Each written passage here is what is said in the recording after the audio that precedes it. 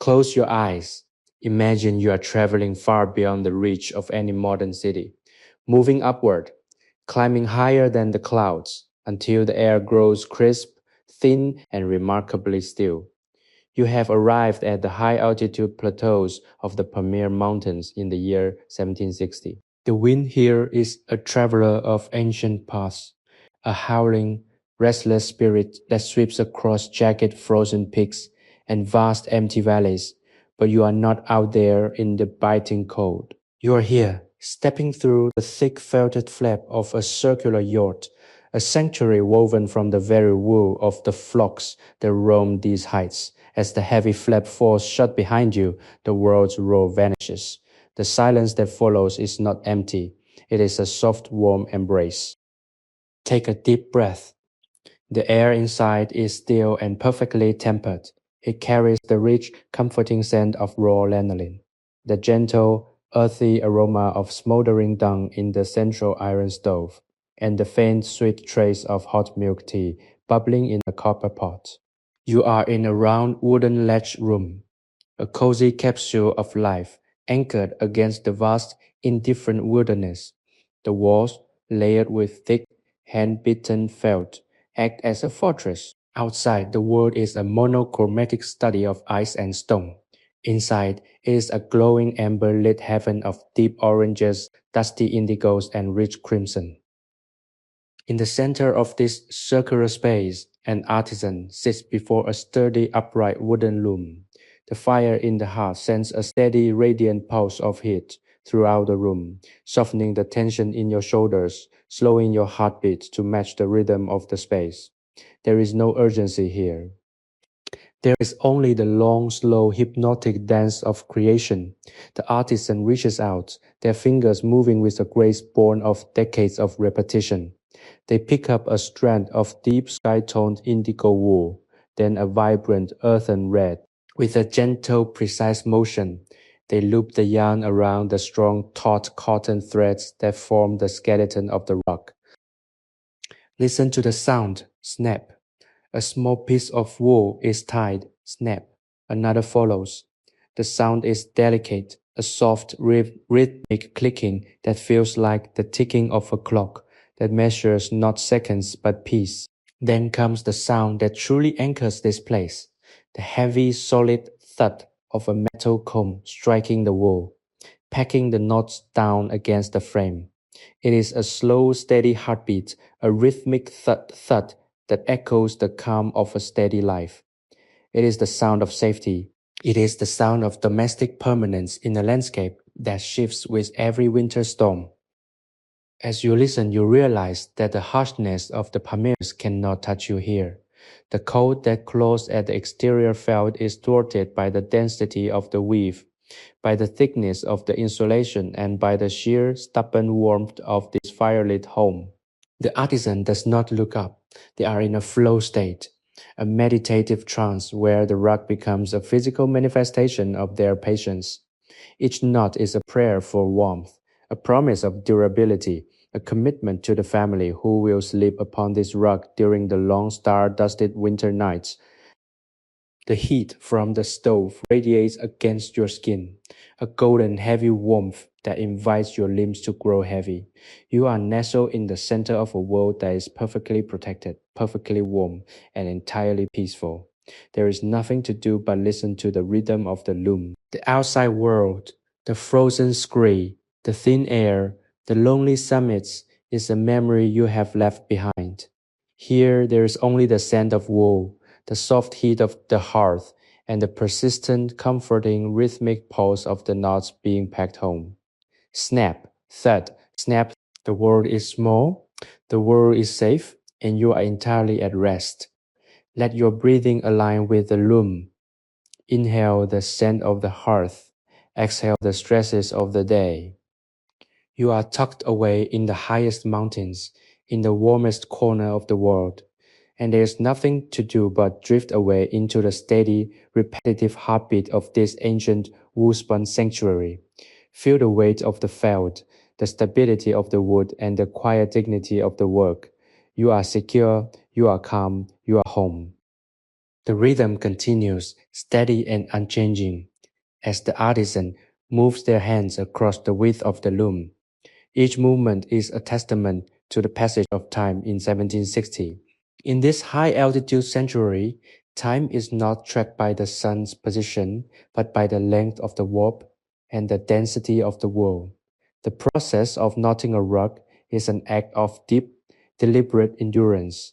The artisan, whose face is lined with the gentle maps of years spent under the mountain sun and the reflective glare of the snow, works with an economy of motion that is beautiful to behold. They do not waste energy, just as they do not waste heat. Every fiber of wool has been carefully prepared, cleaned of debris, washed in the icy meltwater of the glacial streams, and carded by hand until it is as soft as a cloud. You watch as they select the next tuft of indigo yarn. The color is deep and saturated, extracted from plants brought up from the lowland valleys during the brief golden months of summer. It is a color that speaks of the deep sky at twilight, just before the first stars appear over the jagged ridges. When the red is used, it is a contrast that draws the eye, a hue harvested from madder root, providing a warmth that visually complements the heat emanating from the central iron stove. These colors are not random, they are stories. They are the language of the mountains, a visual dialect that identifies the family and the clan, woven into the very structure of the home. As the knots accumulate, row by row, the rug begins to take on a life of its own. It is becoming a barrier against the frozen ground, a thick plush surface that will eventually cushion the family from the biting chill that seeks to rise through the floorboards. The tactile nature of the work is soothing to observe. The wool is oily, rich with lanolin, which makes it slightly repellent to moisture and incredibly durable. As the artisan's fingers move, they carry the scent of that wool with them. It is a clean, animalic, and incredibly grounding fragrance. It brings with it the history of the flock, the memory of summer pastures, where the sheep graze on wild grasses and mountain thyme. Now, that memory is being compressed into a flat, intricate design. The loom itself is a work of art, hand carved from local cedar, seasoned by the dry, thin air, and worn smooth by generations of hands. It holds the warped threads under immense tension, a mechanical challenge that provides the foundation for the entire structure. Notice how the artisan pauses for a fleeting moment to adjust the tension of the horizontal bar. This is a moment of reflection. They look up not at the world outside, but at the pattern they have already created. There is a sense of pride in that glance, a quiet satisfaction that flickers in their eyes like the embers in the stove. The rug is growing, inch by agonizingly slow inch, but it is perfect. There are no drop knots, no missed connections. Everything is locked in place with the iron comb, a tool that has seen as much service as the weaver's own fingers. As you settle deeper into your resting state, let your attention focus on that thud. It is a sound that anchors the soul. In the city, there is constant noise, the chatter of crowds, the clatter of transport, the persistent background static of modern life. Go out here. The only sound is the rhythmic, mechanical pulse of the loom. It is a sound of productivity and peace. It is the sound of a human being working in harmony with their environment. The cold outside might be harsh, but here the struggle is absent. There is only the work, and the work is a form of prayer. You feel your own heart slowing down, sinking with the pace of the weaving. The tension in your neck, the tightness in your shoulders, it all begins to melt away, replaced by the weight of the thick felt walls and the warmth of the hearth. You are safe in the center of the Pamirs, cradled by the history of 1,000 years of nomadic wisdom. Each knot is a breath, each row is a dream, and as the artisan works, the night deepens, wrapping the yurt in a blanket of absolute stillness. The fire within the iron stove has transitioned from a bright, dancing flame to a bed of glowing, pulsating embers. The heat remains consistent, a deep, penetrating warmth that radiates through the center of the yurt. This is the heart of the home, the point around which the domestic life of the family rotates. Outside, the wind has shifted its pitch. It now whistles through the high crags of the mountain pass, a long drawn out sound that emphasizes the solitude of this place. Yet inside, the environment remains untouched by the chaos. The artisan continues their work, their movements now entirely muscle memory, requiring no conscious thought. The process is a meditation in motion, a way of being that transcends the need for speech or external validation. Observe the way the yarn passes through the fingers, a flick, a twist, a firm pull. It is a language of touch. The artisan knows the exact strength required to sit the knot so that it will never loosen, yet they also know how to keep the pile soft, ensuring the rug will be a comfort underfoot for years to come. The wool fibers, dense and resilient, have been processed to maintain their natural elasticity. As the knots are packed down, the rug feels springy, a testament to the quality of the fleece and the skill of the hand that spun it. Every inch covered is a victory of human ingenuity over the desolate landscape. It is truly remarkable to think of the conditions under which this is happening. The temperature outside might be plunging toward a bone-chilling -20 degrees, yet here, in this circular oasis, the air is perfectly mild, smelling of dry wood smoke and the subtle clean scent of the animals. You might wonder about the pattern taking shape on the loom. It is an ancient geometric design, passed down through the generations of the clan. The motifs represent the mountains themselves, the paths of the herds, and the sun that provides the light for their work. These are not just decorations, they are symbols of protection. By weaving these designs into the rug, the artisan is effectively insulating the floor, not just from the physical cold, but from the spiritual instability of the wilderness. It is a grounding practice. As the design fills in, you can see how the colors play against each other. The indigo grounding the crimson highlighting the indigo, both creating a vibrant living surface that defies the monochromatic bleakness outside. In this state of deep relaxation, allow yourself to become part of this scene. Imagine sitting just a few feet from the artisan, your back supported by the soft padded wall of the yurt. You have a cup of warm tea in your hands, the steam rising in lazy, swirling patterns that vanish into the dim, warm air. The tea is salty, rich with yak butter, a staple that provides the necessary energy to survive this altitude. It warms you from the inside out, matching the steady heat of the stove. There is nowhere else to be the demands of the world, the clutter of thoughts, the worries of the future. They have no place here. The only thing that exists is the next knot. The rhythm of the work has become the rhythm of your own mind. Snap of the yarn, thud of the comb, snap, thud. Each cycle is a soothing wave, washing over your consciousness and pulling you deeper into a state of profound peace. You are not a spectator here. You are a participant in the quiet, historic continuity of life in the Pamirs. You are breathing the air that has been filtered through layers of felt, cooled by the height of the peaks, and warmed by the dedication of the artisan. Every breath is cleaner, slower, more restorative. The persistence of the artisan is your own persistence. Their patience is your own stillness. There is no urgency in the way the moon rises outside, and there is no urgency in the way the rug grows.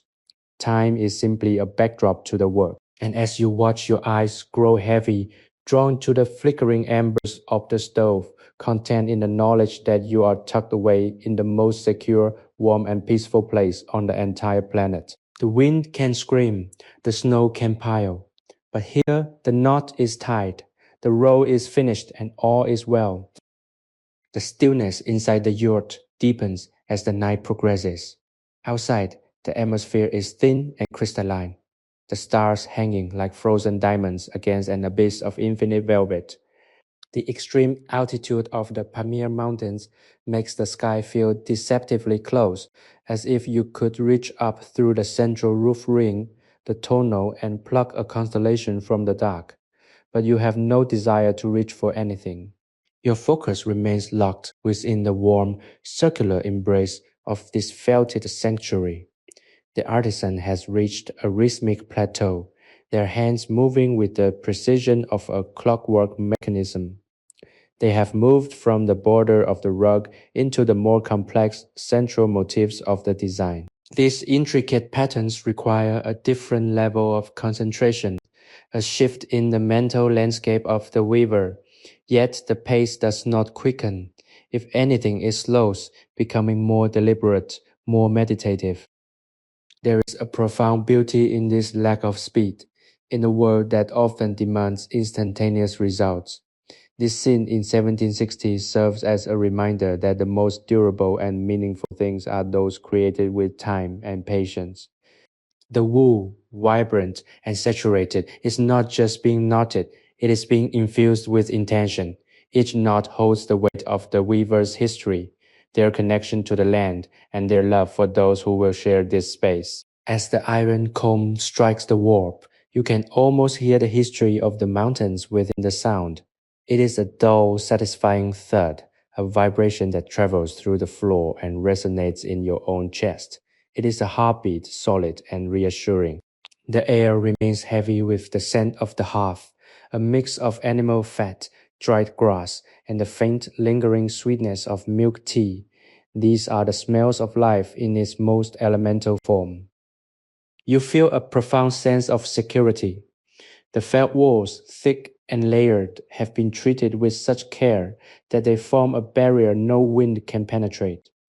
The structural integrity of the yurt, with its lattice wall of willow branches and its heavy, tension roof posts, is a marvel of nomadic architecture. It is designed to be disassembled and moved, yet tonight it feels like the most permanent structure in existence. You are enclosed, protected, and entirely at peace. The flickering shadows cast by the dying fire dance against the curves of the walls, creating a soft, shifting gallery of light and dark. It is a hypnotic sight, one that invites the mind to wander, and then quite suddenly to drift into a state of deep restorative rest. The weaver's silhouette is a constant, steady presence. They are a guardian of this rhythm, a steward of the warmth. They do not mind the isolation. For them, this yurt is not a cage. It is a center of gravity. It's where the family gathers, where the stories of ancestors are retold, where the newborn is cradled, and where the elderly find comfort. The rug they are working on is a vital part of this continuity.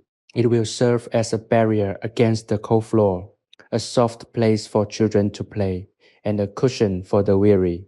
Every knot they tie is a contribution to the resilience of their people. You watch as they finish a particularly difficult cluster of knots, the thread pulled tight, the end trimmed with a small sharpened stone blade. The precision is startling, even by the dim orange light of the embers. There is no faltering, no hesitation. The pattern emerges with clarity, a testament to the fact that excellence is possible even in the most challenging conditions. As you linger in this space, you realize that the cold outside, the biting lethal wind of the Pamir Heights, has become entirely abstract. It no longer threatens, it serves only to heighten the appreciation for the interior climate. You are experiencing the true meaning of sanctuary. The boundaries of your awareness have shrunk to the dimensions of this yurt, and within those dimensions there is nothing but peace. Your breathing continues to sync with the work.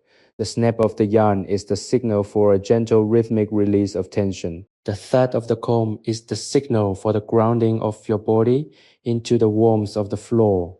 You are becoming as still as the mountains themselves, a calm observer in an ancient room. The night is deep, the work is ongoing, and you are perfectly, beautifully at ease. The world will wait. The sun will rise over the jagged peaks in the morning. But for now, there's only the wool, the loom, and the quiet, steady heartbeat of the yurt. ticking away the hours in a symphony of warmth and profound restorative silence. The work continues, the rhythm of the artisan's hands acting as a tether to the present moment, a steady anchor in the vast, swirling cold of the Pamir night. You are deeply settled now, the warmth of the yurt seeping into your very bones, dissolving the residual tension of the world outside. There is a profound, almost sacred quality to the silence of the yurt, broken only by the soft, deliberate sounds of the weaving process. The fire in the center of the floor has burned down to a radiant, steady core, casting long, dancing shadows that stretch and retreat along the curved felted walls. This light is gentle, a soft amber glow that seems to pulse in harmony with the snap of the yarn and the thuds of the comb. It is in this space between the sounds that true peace resides, a quiet, expansive stillness that wraps around you like a heavy protective blanket. As the artisan progresses, the rug grows in length and depth, a physical manifestation of their patience and skill. The colors, that deep midnight indigo and that striking earthy crimson, seem to vibrate under the low light, their intensity contrasting beautifully with the muted neutral tones of the felt walls. You find yourself focusing on the intricate geometry of the weave, each knot a deliberate choice, a tiny individual act of defiance against the harsh, indifferent climate of the high altitude wilderness.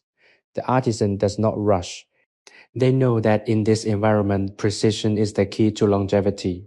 A poorly knotted rug would be a failing of the home, a compromise in the battle against the cold, but this work is flawless. Every tension, every alignment, every pull is calculated to ensure that the final piece will be as resilient as the people who call this your home.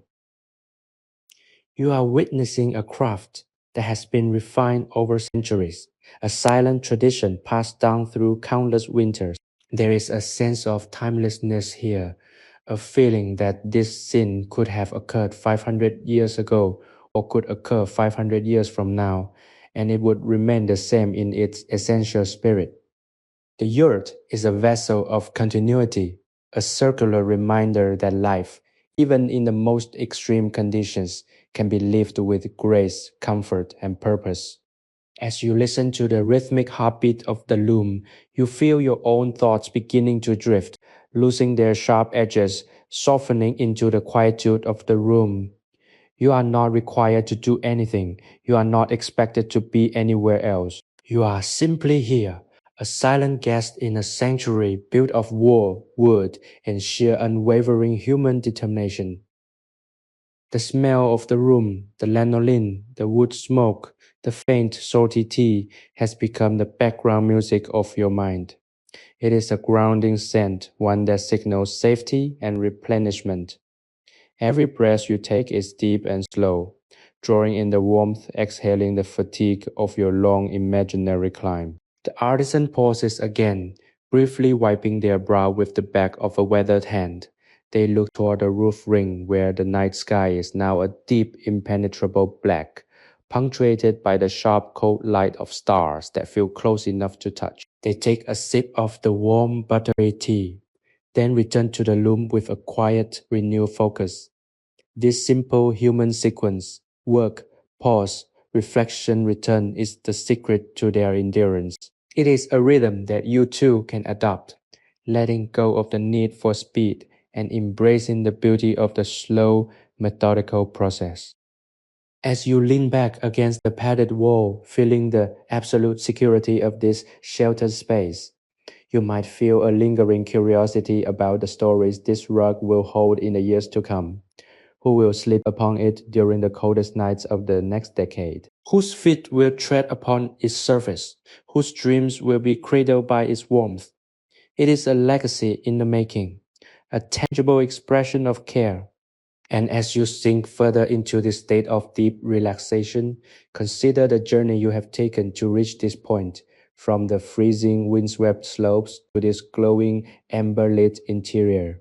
You have found the ultimate refuge. You are safe, you are warm, you are at peace.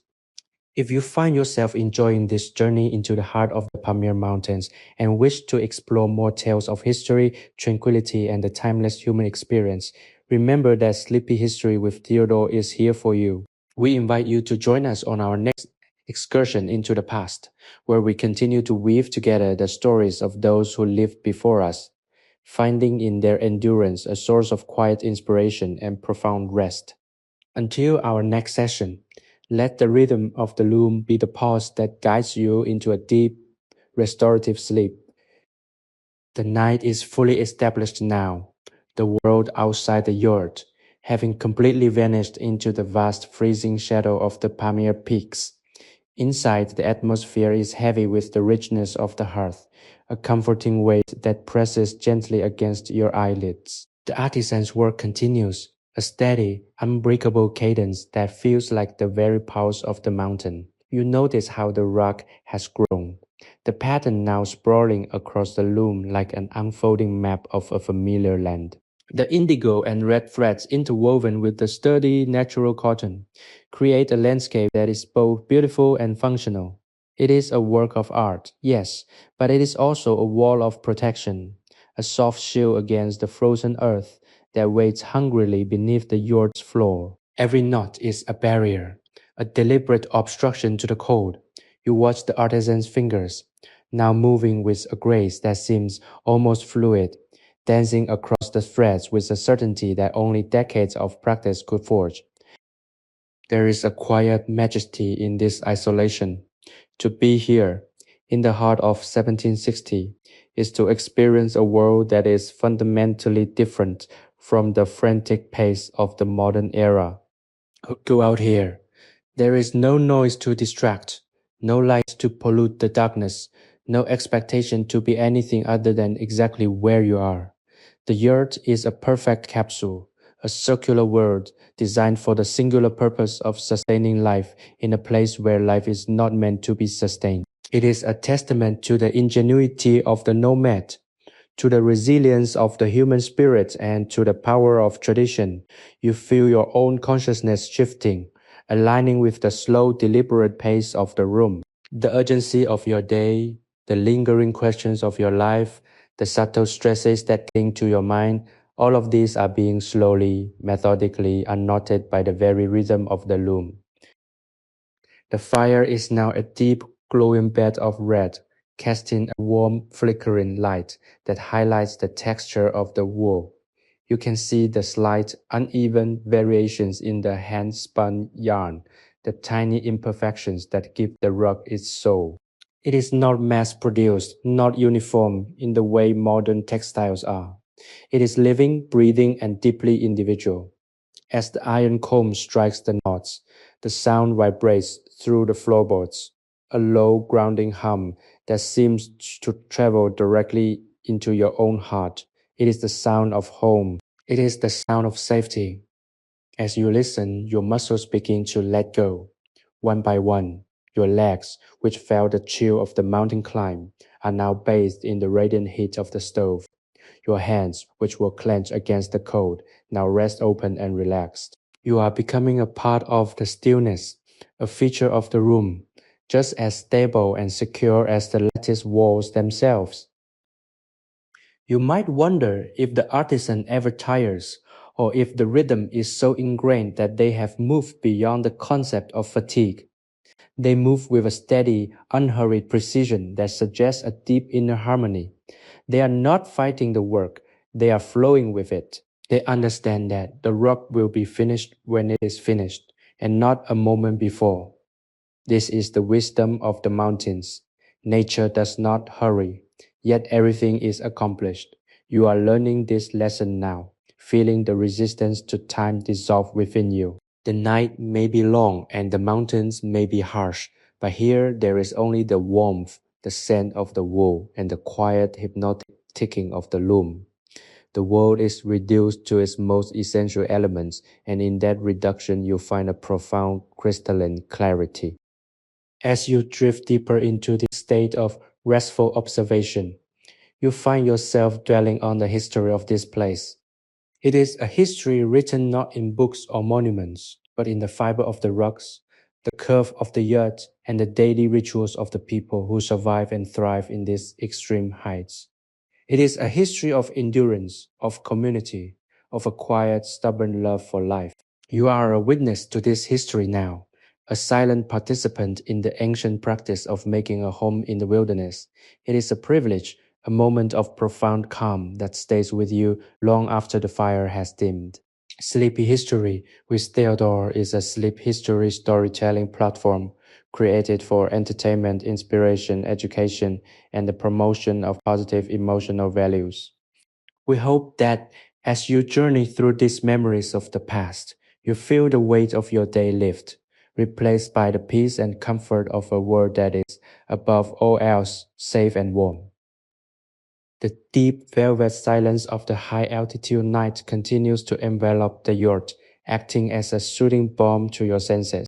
The air inside, though thin, feels dense with the comfort of humanity and the resilience of a home built to withstand the impossible. You are no longer merely observing the artisan, you are becoming an extension of the space they inhabit.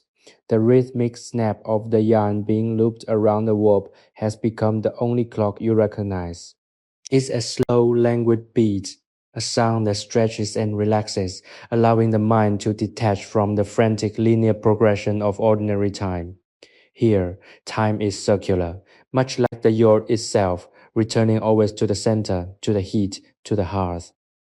As the artisan continues, their silhouette shifts slightly against the glow of the embers, a dance of shadows that creates a feeling of gentle, constant motion. You notice the sheer thickness of the rock they are creating. It is designed to be a buffer, a literal insulation against the permafrost that dwells beneath the mountain soil. To look at the texture is to understand the depth of their dedication. Every knot is tight, every loop is secure, and the density of the wool creates a plush, velvet-like surface that will soon be the foundation for the family's nightly rest. It is a work of survival, yes, but it is also a work of art, a testament to the fact that beauty is a fundamental human need, even in the most desolate of conditions. You feel a sense of profound respect for this labor, a quiet gratitude for the warmth that surrounds you, and a deep, soul settling comfort that comes from knowing you are in a place where nothing can reach you.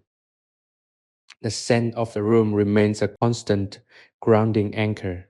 The faint tang of wood smoke from the central stove is mixed with the sweet, oily smell of raw lanolin, a combination that feels ancient, primal, and incredibly safe. It is the smell of a home that is truly alive, a home that is breathed into existence by the people who occupy it. As you inhale, you can feel the warmth traveling through your body, loosening the muscles in your jaw, your shoulders, and your hands. You are sinking deeper into the floor, not because the floor is hard, but because the sense of security allows you to fully let go of your own physical weight. The yurt is holding you. It is a vessel of absolute calm in the middle of a frozen, mountaintop sea. You watch as the artisan reaches for a new length of yarn, their fingers finding the correct tension without even glancing at the spool. There is a total unity between the weaver and the work. They are not thinking about the cold outside, they are entirely absorbed in the creation of warmth. This state of flow is infectious. You find your own mind mirroring their process. You are letting go of the need to control, to plan, to worry. You are simply present, watching the colors form, feeling the rhythmic thud of the comb, and breathing in the atmosphere of total domestic harmony. The world outside, with all its challenges and demands, is miles away, literally and figuratively. Here, in 1760, in the heart of the Pamirs, there is only the wool, the loom, and the quiet, flickering light of the hearth. The repetition of the work begins to feel like a lullaby. The snap thud sequence is perfectly calibrated, a steady binary heartbeat that pulses through the quiet room. You feel your eyelids growing heavier, a natural, irresistible gravity pulling you toward a state of deep, restorative sleep. There is no reason to fight it. There is no reason to stay awake. The rug will continue to grow. The fire will continue to burn, and the safety of the yurt will remain constant. You are in a place of timeless continuity, a sanctuary that has stood against the wind for centuries and will continue to do so long after you have drifted off. The peace you feel is absolute. It is the peace of a mountain summit at night, untouched, silent, and profoundly beautiful. You are cradled by the history of the nomads, wrapped in the protective layers of felted wool, and guided by the rhythm of an artisan who knows the true value of a quiet, warm home. As the embers pause with a final soft glow, you find yourself letting go, drifting away into the deepest, most tranquil sleep you have ever known, tucked away at the top of the world. The stillness of the yurt has deepened into a profound, heavy silence that is both ancient and immensely welcoming. As the night stretches on, the world beyond the thick, felted walls feels like a distant, half-forgotten dream. There is no wind here, no biting frost, no jagged landscape to navigate, only the warm golden heart of this circular sanctuary. The artisan continues their work, their hands moving with the fluid, hypnotic rhythm that has defined the last few hours. The rug, now nearly half finished, acts as a soft insulating blanket for the floor, its dense pile absorbing the very sound of the room. You watch the interplay of shadow and light against the lattice walls, finding comfort in the way the fire's glow remains consistent, a steady pulsing star in the center of your universe. You feel a deep, resonant peace within your chest, a sense of having arrived at a place of total safety. The labor of the artisan is not just about the rug, it is a fundamental ritual of protection, a way of reinforcing the boundaries of the home against the vast cold unknown. Every knot tied is a promise kept, a declaration that life will continue, that the family will remain warm, and that the order of the yurt will prevail over the chaos of the mountain peaks. This act of creation is entirely selfless, entirely focused on the well-being of the household, and you are privileged to bear witness to it. The rhythm of the snap and the thud has become the soundtrack to your relaxation, a metronome that measures the tranquility of the night. Think of the materials themselves, the wool harvested from the hardy sheep of the high pastures, cleaned in the crisp glacial meltwater, spun by hand until it captures the very essence of the mountains. It is a material that carries the history of the seasons, the harshness of the wind, and the resilience of the flock. By working it into a rug, the artisan is transmuting the raw, untamed reality of the Pamirs into something soft, domestic, and enduring. It is a process of refinement that mimics the way you are now refining your own state of mind. You are stripping away the unnecessary, the noisy, and the urgent, leaving behind only the calm, essential core of your existence.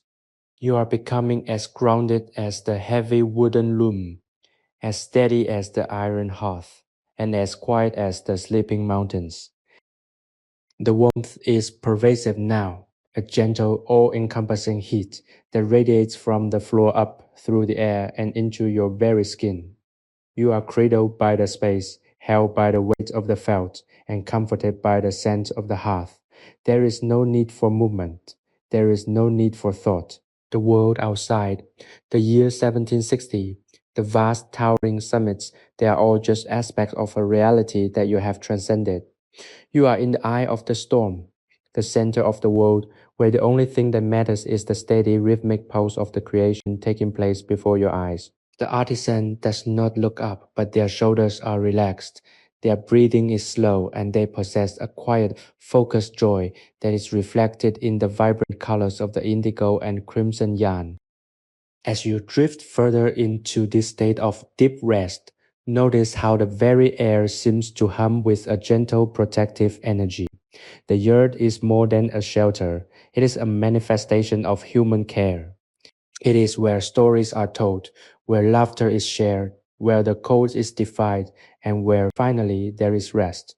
You are a part of that now. You are one of the inhabitants of this warm circular room.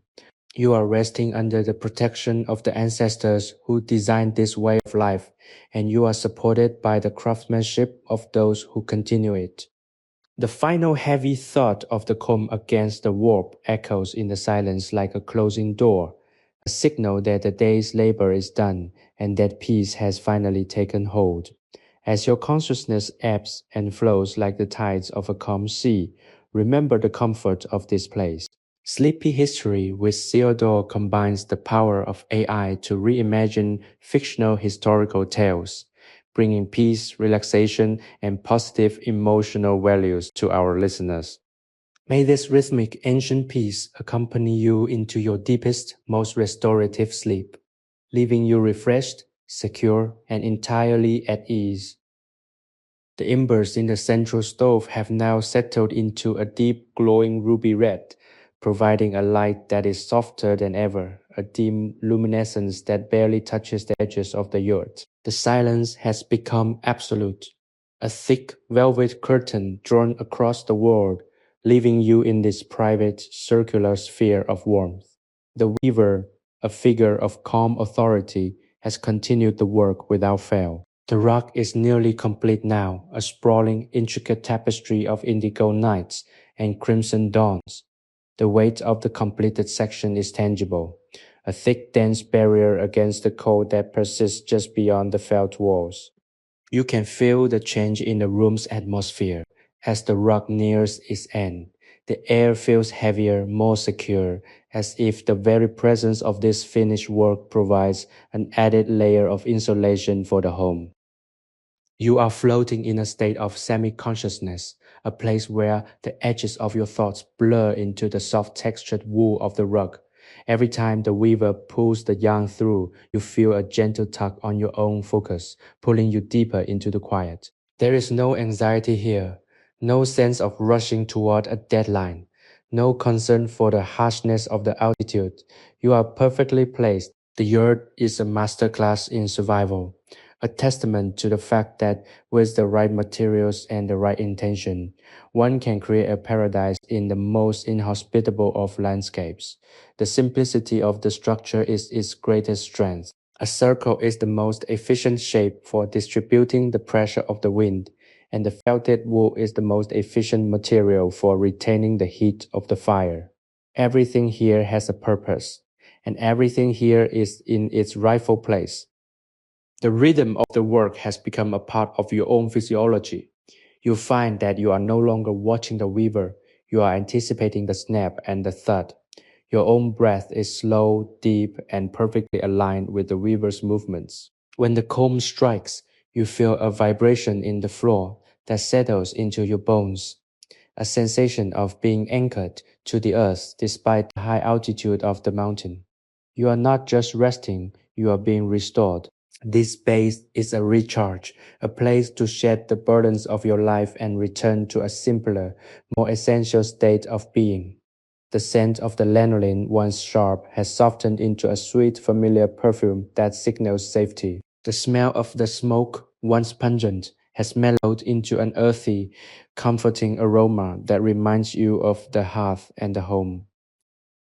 As you lean back into the soft padding of the yurt's wall, you reflect on the endurance of the people who live in these mountains. It is a life of constant motion, of following the seasons and the needs of the flock. Yet, they carry their sense of home with them everywhere they go. The yurt is their anchor, their portable kingdom, and this rug, with its patterns that hold the memory of the landscape, is a piece of their identity. You are witnessing the creation of something that will last for years, a rug that will be walked upon, sat upon, slept upon, and eventually passed down to the next generation. It is a legacy in the making. Your appreciation for this process is not just about the craft itself, but about the spirit of continuity that it represents. You are in the presence of something eternal, a practice that connects the past to the future through the medium of wool and wood. The night is moving toward its climax, the hour of deepest rest. Outside, the stars are brilliant, cold, and indifferent. But here, the fire is still glowing, and the artisan remains a steady, rhythmic presence. You find yourself drifting, the details of the rug's pattern slowly dissolving into the darkness of the room. You are no longer in the Pamirs of 1760. You are in the cradle of the yurt, held by the comfort of the fire and the steady heartbeat-like thud of the loom. The world is a small, warm, and perfectly ordered place. Your eyes are closed, but you can still see the patterns in your mind. The deep, calming blue of the sky at night, the vibrant, energetic red of the earth. Everything is falling into place. The tension has left your limbs. Your mind is clear of clutter, and your heart is beating in time with the quiet ancient work of the weaver. You are ready to let go, to sink into the deep, dark sea of sleep, guided by the rhythm of the loom, protected by the strength of the felt, and warmed by the gentle fading embers of a home that will always be a place of safety and peace. The final rolls of the rug are being woven with a deliberate, slow grace that seems to honor the sheer length of the journey you have taken within this yurt. The artisan's hands, having moved with the rhythm of the loom for hours, now settle into a pattern of finalization. There is a perceptible shift in the air, a sense of completion that ripples through the small circular space. You have watched the transformation from loose, raw strands of wool to a solid, intricate fabric of warmth. And now, as the last knot is tied, you feel a profound sense of closure. The iron comb makes its final heavy impact against the warp, a resounding thud that echoes softly against the felt walls, signaling that the work is finished. It is a sound of triumph, quiet and humble, yet absolute in its finality. The artisan sets the comb down, the metal clinking faintly against the wooden frame, and for the first time in hours the room falls into a state of absolute ringing stillness. There is no more snapping, no more rhythmic packing of the wool. The silence is profound, heavy with the weight of the night and the presence of the completed work. The artisan stands up, their joints popping softly in the quiet, and walks to the edge of the loom to inspect the finished piece. They run a hand over the surface, testing the density of the pile, feeling the texture they have created with such painstaking care. A small, tired smile graces their face, barely visible in the dim golden light of the dying embers. This work, now fully realized, is a testament to the life lived here, a life of endurance, of beauty, and of unshakable domesticity. It will serve its purpose well, protecting the family from the biting cold that dwells in the mountain floor, cradling the small children who will play upon it, and warming the feet of the elders who will rest upon it. You find yourself mirroring the artisan's satisfaction. You are tired, your own body heavy with the comfort of the yurt, your mind low by the repetitive, hypnotic history you have just witnessed. The fire is at its lowest point, a bed of radiant pulsing coals that scent the air with the deep, earthy smell of dry wood and smoldering dung. The cold outside is still there, howling against the walls, but it has no power here. You are in a sanctuary of your own making, a space you have inhabited through the power of your imagination, and it is a place where you are entirely safe. The transition from the exertion of the day to this moment of absolute rest is complete. You have let go of the need to be productive, the need to be anywhere else, and the need to do anything at all. As you prepare to drift away into the final deepest stages of sleep, consider the journey we have taken together through these memories. History is not just a collection of dates and events, it is a tapestry of human experiences, woven with the same care and intention as the rug you have just seen completed. Each story is a knot, each session a row of protection against the chaos of the modern world. If you have found solace in this trip to the Pamir Mountains, if the rhythm of the loom and the warmth of the yurt have helped you find a place of peace, we invite you to continue this journey with us. Please consider subscribing to our channel and turning on notifications so you never miss an opportunity to step out of the rush of the present and into the calming restorative embrace of the past. Your support allows us to keep weaving these tales, and we are grateful to have you as part of our community. The yurt is quiet, save for the faint, steady breathing of the world asleep. You are tucked away at the top of the world, wrapped in the protective layers of tradition, warmth, and the gentle lingering scent of lanolin and smoke. The patterns of the rug are imprinted on your mind, a soothing geometry of indigo and crimson that drifts in the darkness behind your eyelids. There is nothing left to do but release your hold on the waking world. Let the heavy warmth of the stove pull you down. Let the rhythm of the work guide your heart rate, and let the silence of the high mountains wrap around you like a soft wool blanket. You are safe, you are warm, you are deeply, profoundly at rest. Sleep now, and let the peace of this ancient sanctuary carry you through the night until the sun rises over the peaks, silent and golden and new. With the work of the loom now resting in the quiet dark, the yurt itself seems to exhale, settling deeper into the earth of the Pamir Plateau. The silence is no longer merely the absence of the rhythmic snap and thud of the weaver's labor. It has transformed into a living, breathing presence that fills the circular room. You are deeply anchored in this stillness, the sensation of your body being supported by the thick, layered ground beneath you. The rock, now complete, sits as a silent sentinel in the center of the room, a masterpiece of human patience that will serve as a barrier against the freezing reality outside. You feel its presence as a comforting weight, a tangible reminder that even in the most unforgiving environments, humanity creates its own warmth. The air is now thick with the final dying heat of the hearth, a gentle radiating warmth that feels like a soft hand resting on your brow. Your thoughts are no longer racing. They are flowing, meandering like a stream through a mountain valley. You find yourself contemplating the nature of the shelter you have found. It is a masterpiece of geometry and necessity. The lattice walls, the felted skins, the central tension of the roof ring. Every element is designed to harmonize with the elements rather than fight them. In 1760, this is the pinnacle of survival technology, yet it feels entirely organic, as if the yacht grew from the mountain itself, like a seed pod, resilient and self-contained.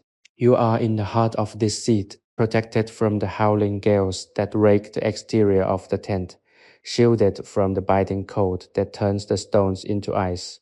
It is a place of fundamental safety, and you are here to experience the luxury of total stillness. You remember the scent, that wonderful complex perfume of raw sheep's wool, the lingering savory notes of the butter tea, and the clean mineral tang of the mountain air that somehow manages to filter through in the gentlest of ways. It is a smell that transcends time, a scent that connects you to every hearth fire that has ever burned in the history of the world. It is the smell of being home. As you lie there, you feel the tension in your joints dissipate, replaced by a heavy, luxurious relaxation that makes your limbs feel as if they are made of lead and down. You are sinking into the very fabric of the yurt, becoming part of the scene, a silent observer at the top of the world. The artisan, too, has found their rest. The loom stands as a dark, sturdy silhouette against the slightly lighter curve of the felt wall. The tools are set aside, the iron comb resting near the base, the final threads neatly trimmed. There is a profound sense of satisfaction that emanates from the space, the satisfaction of a task well done, of a duty fulfilled. You share in this feeling, an empathetic peace that makes your own heart rate slow to a steady, rhythmic pulse. The night is deep, the stars are cold and distant, but you are not concerned. The yurt is a capsule, a bubble of existence that contains everything necessary for life and happiness. You are complete. Everything in your field of vision, even in the darkness, feels orderly and balanced. The way the shadows fall across the wall, the way the dim amber glow reflects off the polished wood of the roof posts. It is a visual symphony of order. You are witnessing the ultimate domestic triumph. The world outside may be vast and untamed, but within this circle, life is manageable, beautiful, and deeply, deeply calm. There is no urgency to wake, no need to monitor the passing hours. The concept of time itself feels irrelevant here, stretched thin by the altitude and the absolute quiet. You are in the eternal present, the moment where the work is finished and the rest has begun. Let the last remnants of the day fade into the shadows. Let your breathing become as shallow and steady as the embers in the stove. You are safe, you are warm. You are entirely at peace in the heart of the Pamirs. The interior of the yurt has shifted into a state of profound meditative stillness. The last of the glowing coals in the central hearth are now little more than fading amber red eyes, watching over the silent room. You are resting in the heart of this sanctuary, where the thick, layered felt walls act as an absolute barrier against the vast, howling wilderness of the Pamir Mountains. Outside, the frozen winds might tear across the jagged ridges, but here, the air is stagnant, warm, and rich with the lingering, comforting aroma of wool and hearth smoke. You are cocooned in a space that defies the hostility of its environment, a testament to the endurance and ingenuity of those who have made these heights their home for generations. Every breath you take feels heavy with the essence of this shelter, the raw, natural lanolin of the sheep's fleece, the subtle savory trace of the day's tea, and the deep, resinous scent of the wood. Your consciousness is drifting further into a state of absolute, weightless relaxation. The rhythmic labor that defined the earlier hours, the steady heartbeat-like snap of the yarn being knotted, and the heavy, grounding thud of the comb, has left a lasting resonance in the very atmosphere of the room. It is as if the yurt itself has internalized that cadence, beating in slow, measured time with the natural cycles of the mountains. You feel that pulse within yourself now, an eternal synchronization that dissolves the last vestiges of your external worries. The frantic pace of your ordinary life has been stripped away, replaced by the essential reality of the present moment, the texture of the air, the density of the warmth, and the utter, undeniable safety of this circular room. Consider the geography of your current existence. You are perched at an altitude that few creatures ever reach in a structure designed to move. Yet tonight, it feels like the most permanent immovable anchor in the world. The felt walls, hand-beaten and dense, are a triumph of physics. They do not fight the wind, they accommodate it, allowing the air to flow around the curve of the structure, leaving the interior entirely draft-free and remarkably temperate. This is the wisdom of 1760, living in collaboration with nature rather than in competition with it. You are benefiting from this ancient intelligence, feeling its effects in every muscle, every nerve, and every beat of your heart. There is no stress in this place, only the quiet unfolding reality of being warm and protected, while the world outside remains indifferent and cold. As you lie here, your eyes gently tracking the faint silver light filtering down through the roof ring, the tonal. You notice how it maps the slow, majestic rotation of the stars above. The sky is a vast, unblinking abyss of cold light, yet it does not feel threatening. It feels like a mirror to the stillness within. You are a small, integral part of this celestial dance, safely tucked away in your wool-lined cradle. The rug you watched being created is now a silent dark patch on the floor, a finished work of art that feels as much like a companion as a piece of furniture. It is the foundation upon which this family's peace is built, and you are resting upon its legacy. The sense of belonging here is overwhelming, a quiet, deep-seated realization that you are exactly where you are meant to be, at rest, in the dark, in the warmth. The silence is so complete that it begins to have a texture. It feels like soft velvet against your skin, like the thick, insulating pile of the wool itself. There is no desire to speak, no urge to act. The world is reduced to its most basic, satisfying components: the heat of the hearth, the security of the walls, and the slow rhythmic movement of your own lungs. Your mind is no longer a theater of thoughts, but a quiet, still pool of water reflecting the night. You are unburdened, untethered from the demands of your history or your future. You are simply existing, drifting in the golden, ember faded glow of a home that will always be a place of refuge. The mountains may be harsh, the altitude may be extreme, but within these felted walls, there is only the profound restorative grace of a night well spent and a sleep that is waiting deep and dark to carry you into the heart of the dream. The night has settled into its deepest, most crystalline phase, a time when even the mountain winds seem to pause in reverence of the silence. Inside the yurt, the atmosphere has become a heavy velvet soft blanket that tucks you into the center of the world. You are enveloped by the residual warmth of the hearth, a heat that has seeped into the very lattice of the walls and the thick, hand-pressed felt that shields you from the infinite expanse of the Pamir Plateau. There is a sense of absolute containment here, a feeling that if the entire universe were to dissolve into stars, this circular room would remain, holding its own light, its own history, and its own profound, unshakable peace. You feel your own presence shrinking, not in insignificance, but in simplicity.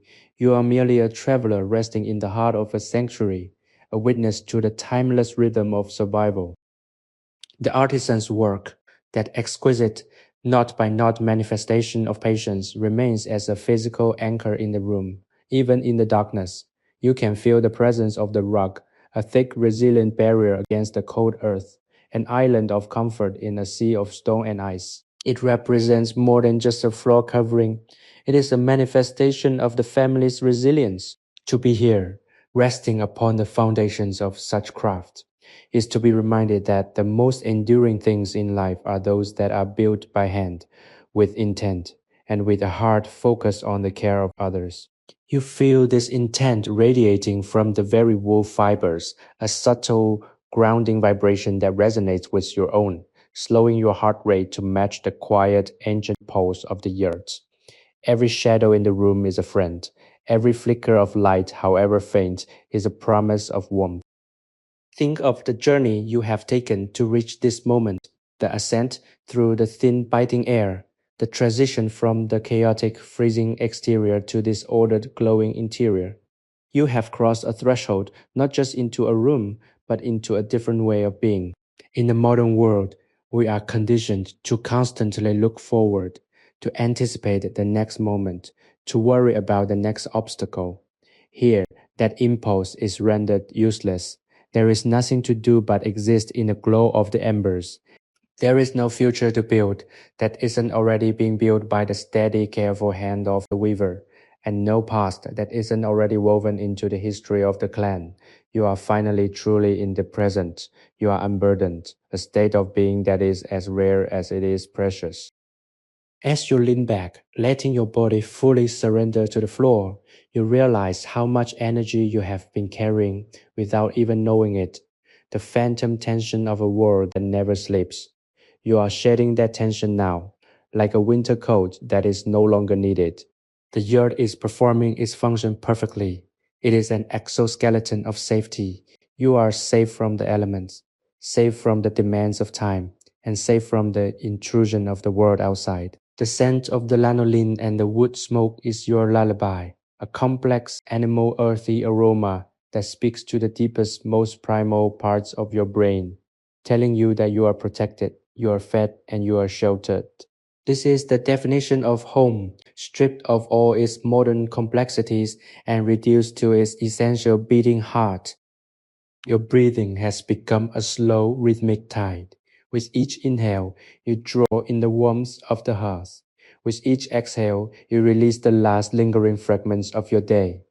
The yurt is holding you, the mountains are cradling you, and the history of this place is flowing through you, a quiet, steady stream of tradition and peace.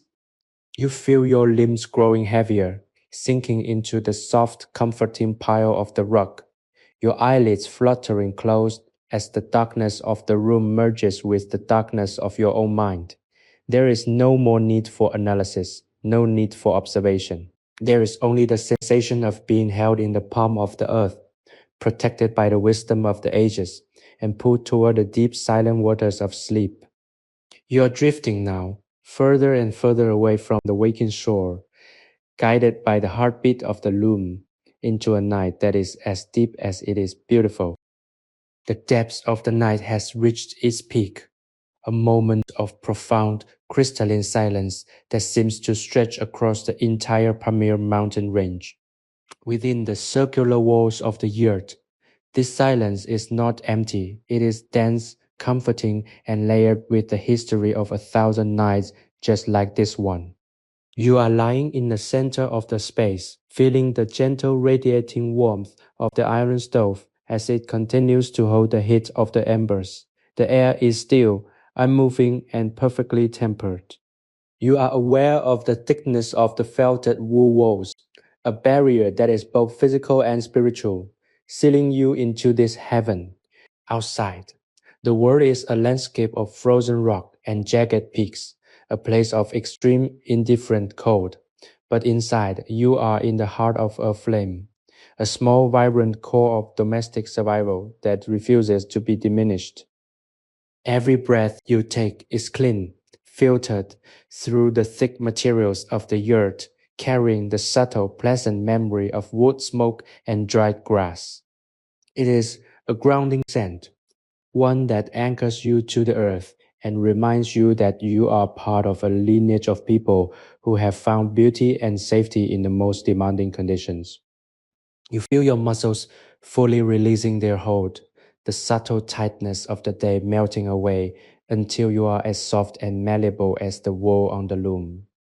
The rug, now finished and sitting quietly in the corner, feels like a silent, supportive companion. You can almost feel the texture of the knots, the density of the weave, and the intention that went into every single fiber. It is a work of art that was never meant for a gallery, but for the floor, for the foot, for the comfort of the family. It is a piece of humanity made tangible. As your awareness of the room fades, you find yourself focusing on the concept of home. We often think of home as a place, a static building of brick or wood. But here, in the high mountains of 1760, home is something else. It is a portable sanctuary, a structure that can be packed onto a pack animal and set up again in a new valley. Yet it carries with it the exact same sense of peace and security. Home is the ritual of the hearth. Home is the collective labor of the loom. Home is the circularity of the wall that keeps the wind at bay. By being here, you are learning that home is not a location, but a state of being, an agreement to create safety, to share warmth, and to maintain the rhythm of life against the silence of the wilderness. This is a profound, comforting realization that allows you to let go of your own anxieties about belonging. You belong here, in this moment, in this room, in this warmth. The darkness is no longer a void. It is a soft protective blanket. The stars that you know are glittering above the roof ring, distant and cold, are irrelevant to your experience. You have all the light you need in the gentle dying glow of the stove.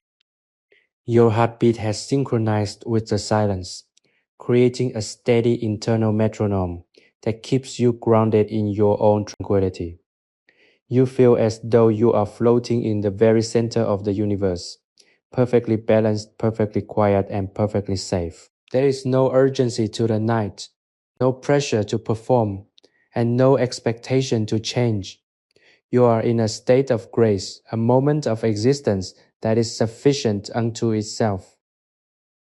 As you slip further into the depths of your rest, consider the continuity of this experience. The artisan who wove the rug, the family who shared the tea, the ancestors who designed the yurt, they are all a part of this moment. They have left their mark on the space, a legacy of warmth that you are now inhabiting. You are a part of that chain, a link in the history of the Pamirs, carrying the piece of this yurt forward into your own life. Let that thought be the final one before you drift into the deep dark sea of sleep. There is no more need to watch, no more need to listen. The work is done, the night is long, and the peace is absolute. You are drifting now, further away from the surface of consciousness, into the quiet, warm, and restorative dark, cradled by the history and the safety of the world's most beautiful, resilient, and peaceful home. The silence within the yurt has become a physical sensation, a soft velvet-like pressure that cradles you in the center of the Pamir Plateau. Time has lost its linear quality, no longer marches forward in seconds and minutes, but expands and contracts like the slow, steady breathing of the mountain itself. You are completely surrendered to the stillness, the heavy, thick walls of felt serving as a final, absolute boundary between your peace and the wild, indifferent world outside. The fire has faded to a faint rhythmic pulsing of heat, a subtle reminder of the hearth that keeps this circular room alive. You find your consciousness drifting in a liminal space between waking and sleeping, a state where the boundaries of your own self feel porous, as if you are absorbing the very quietude of the room. The scent of the lanolin, now deeply integrated into the air, acts as a gentle, primitive lullaby, soothing the nerves and slowing the pulse of your thoughts to match the deliberate pace of the mountain night.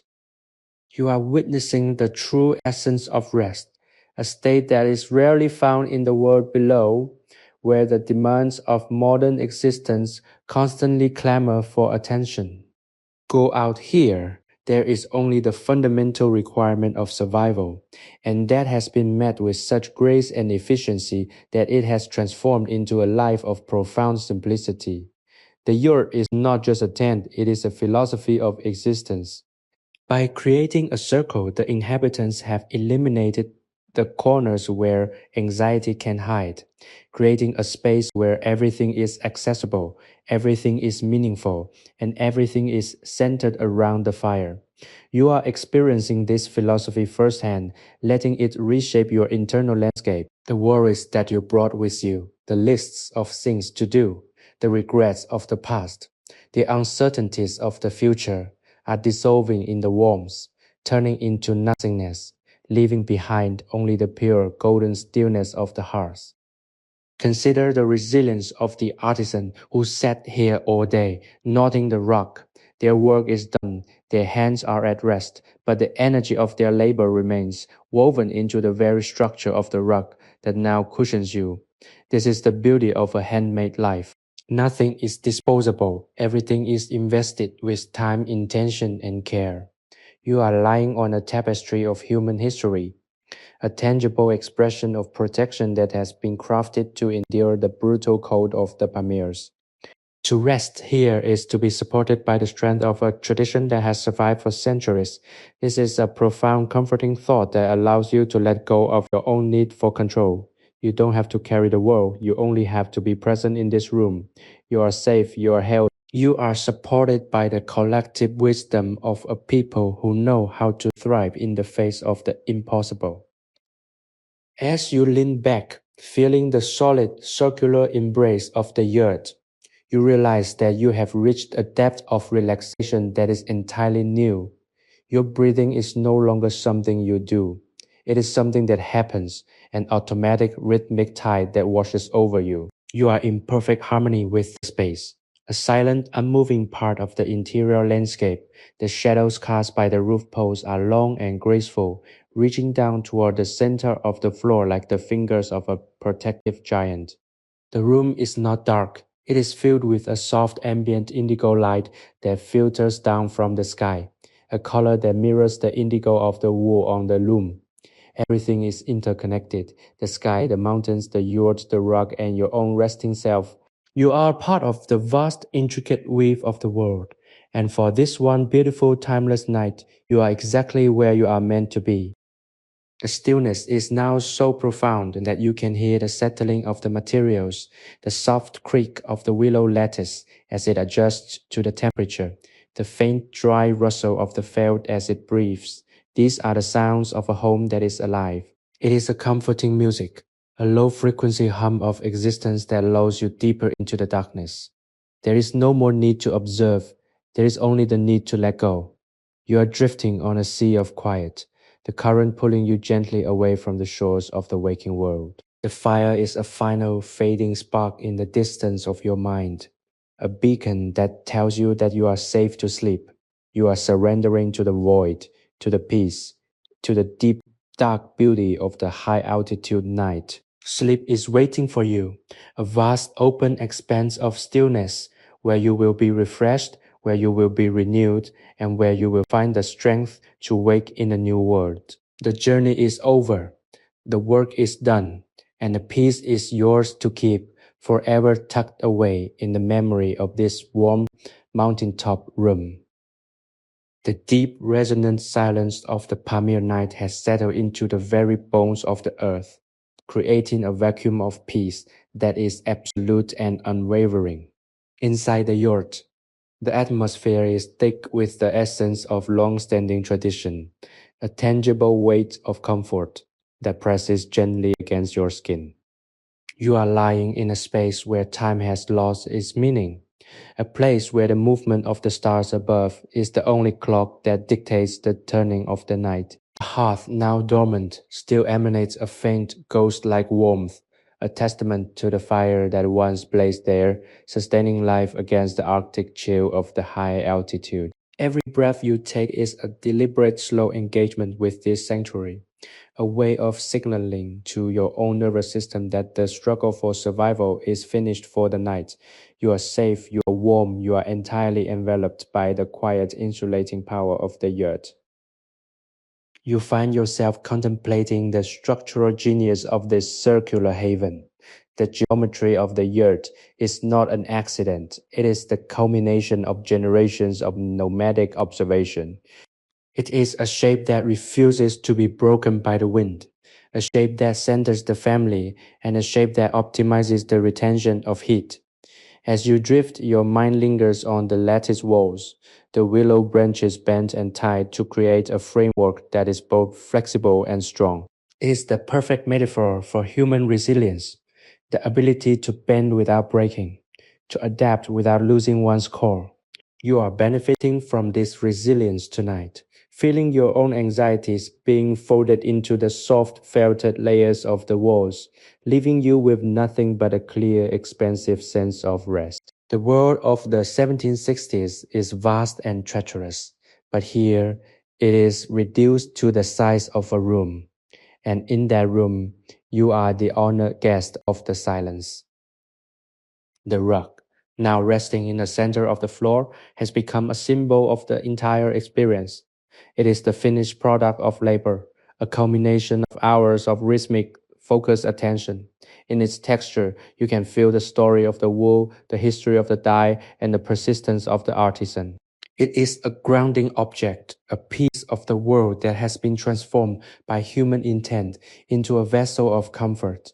As you prepare to relinquish the last remnants of your wakefulness, you feel a deep soul-level gratitude for this object. It is a reminder that beauty is not just for the eyes, but for the life, that comfort is not a luxury, but a fundamental necessity for the human spirit. You are resting on the fruit of another person's patience, and in that act of resting, you are finally learning the value of your own. Your mind is a quiet, still lake in the middle of a mountain valley. There is no wind to ruffle the surface, no ripples of thought to disturb the calm. You are sinking slowly and gracefully into the deep dark water of sleep. The colors of the rock, those deep midnight blues and those vibrant earthy reds, are the only things that remain in your visual field, fading in and out of the darkness like embers in the wind. They are the colors of the Pamir landscape at twilight, a beautiful, haunting vision that guides you into the realm of dreams. You have no need for clarity, no need for structure, no need for anything other than this surrender.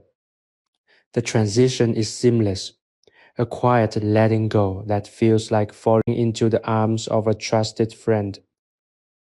The yard remains standing firm against the vast empty reaches of the mountains, a monument to the endurance of the human soul.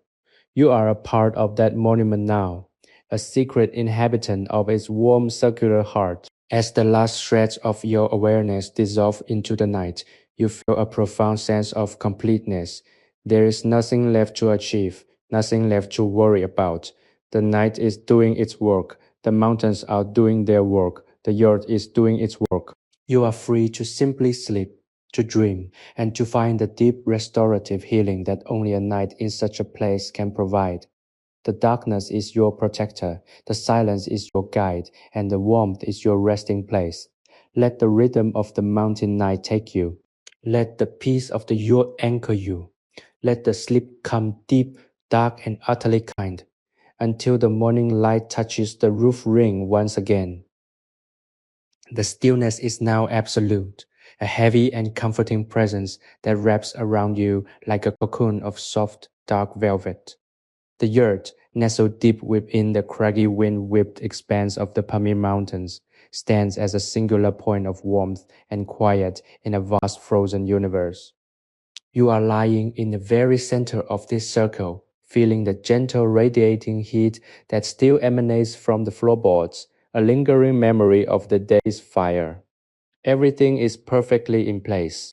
The thick layers of felt, the wool of countless sheep beaten into dense, impenetrable sheets, act as the ultimate barrier between your peace and the wild, howling elements that scour the mountain slopes outside. You can feel the safety of this enclosure, a profound and unshakable sense of security that allows your heart rate to slow, your breath to deepen, and your mind to finally empty itself of every lingering trace of effort.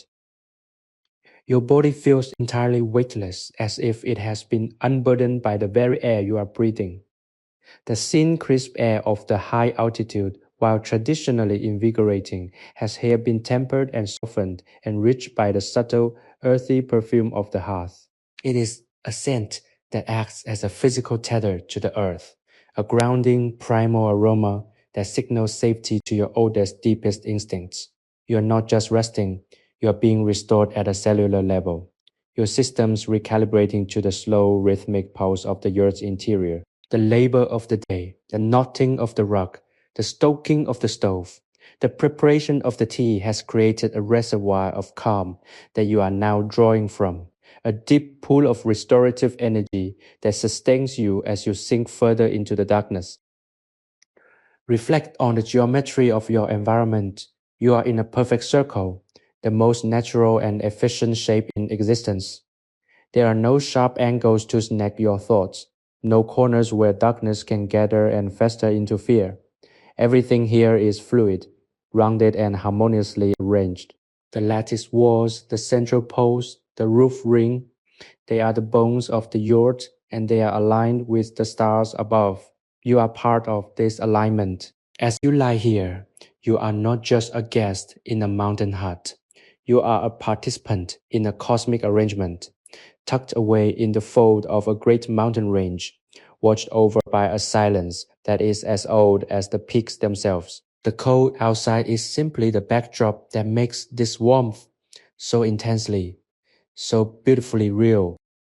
There is a rhythm to the darkness that you are now beginning to understand. It is not a static void but a flowing, changing current. The shadows move with the subtle settling of the tent. The light of the stars shifts across the roof ring, and your own internal sensations ebb and flow with the tide of your deepening fatigue. You are no longer watching the process of life in the Pamirs. You are the process itself. You are the warmth in the center of the cold. You are the quiet in the center of the gale. This realization brings with it a sense of total and profound relief. You do not need to do anything. You do not need to be anywhere else. You are exactly where the world needs you to be, at rest. As you drift closer to the edge of unconsciousness, imagine the wool of the rug beneath you. It is dense, warm, and remarkably soft, a living show of fibers that have been spun, dyed, and knotted with the singular goal of providing comfort.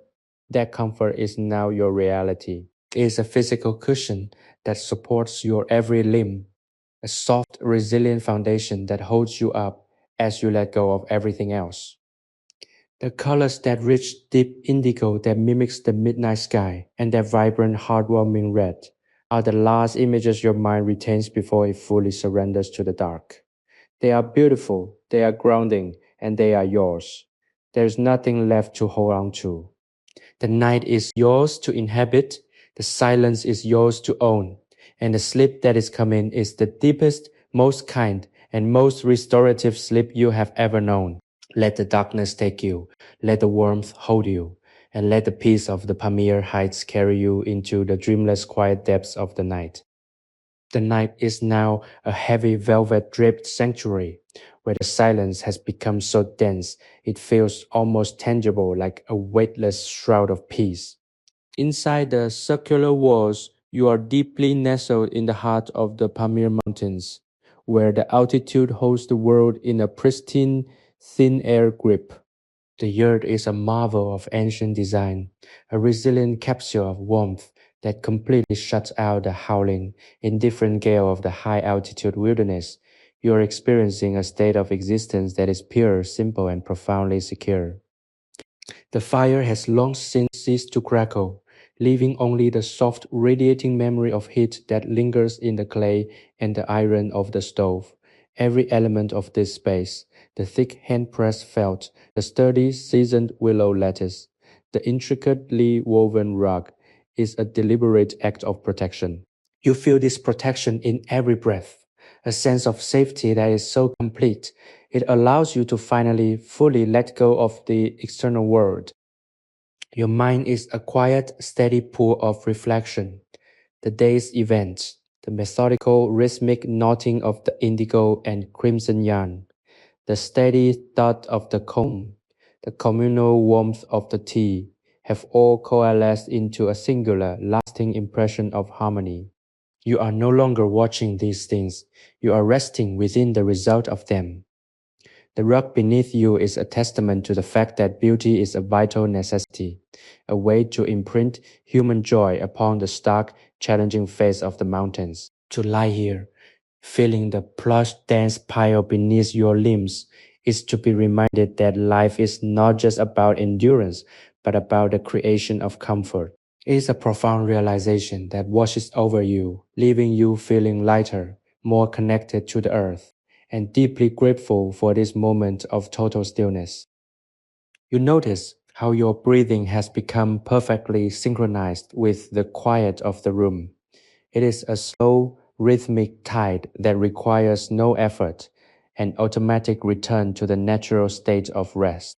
The scent of the room, that complex, rich, and earthy blend of lanolin, dry grass, and wood smoke, is the purest, most grounding fragrance imaginable. It tells your brain that you are home, that you are protected, and that you have all the time in the world to sleep. You don't need to track the progress of the night or worry about the coming dawn. The sun will rise over the jagged, snow-dusted peaks in its own time, illuminating the world with a stark, golden beauty. But for now, the darkness is your ally. The darkness is the space where you are renewed. Consider the journey you have taken to reach this deep state of surrender. It began with the climb, the transition from the chaotic, noise-filled reality of the lowlands to the thin, pure atmosphere of the Pamirs. It continued with the observation of a life lived in rhythm with nature, and it concludes here, in the final dark and beautiful embrace of the yurt.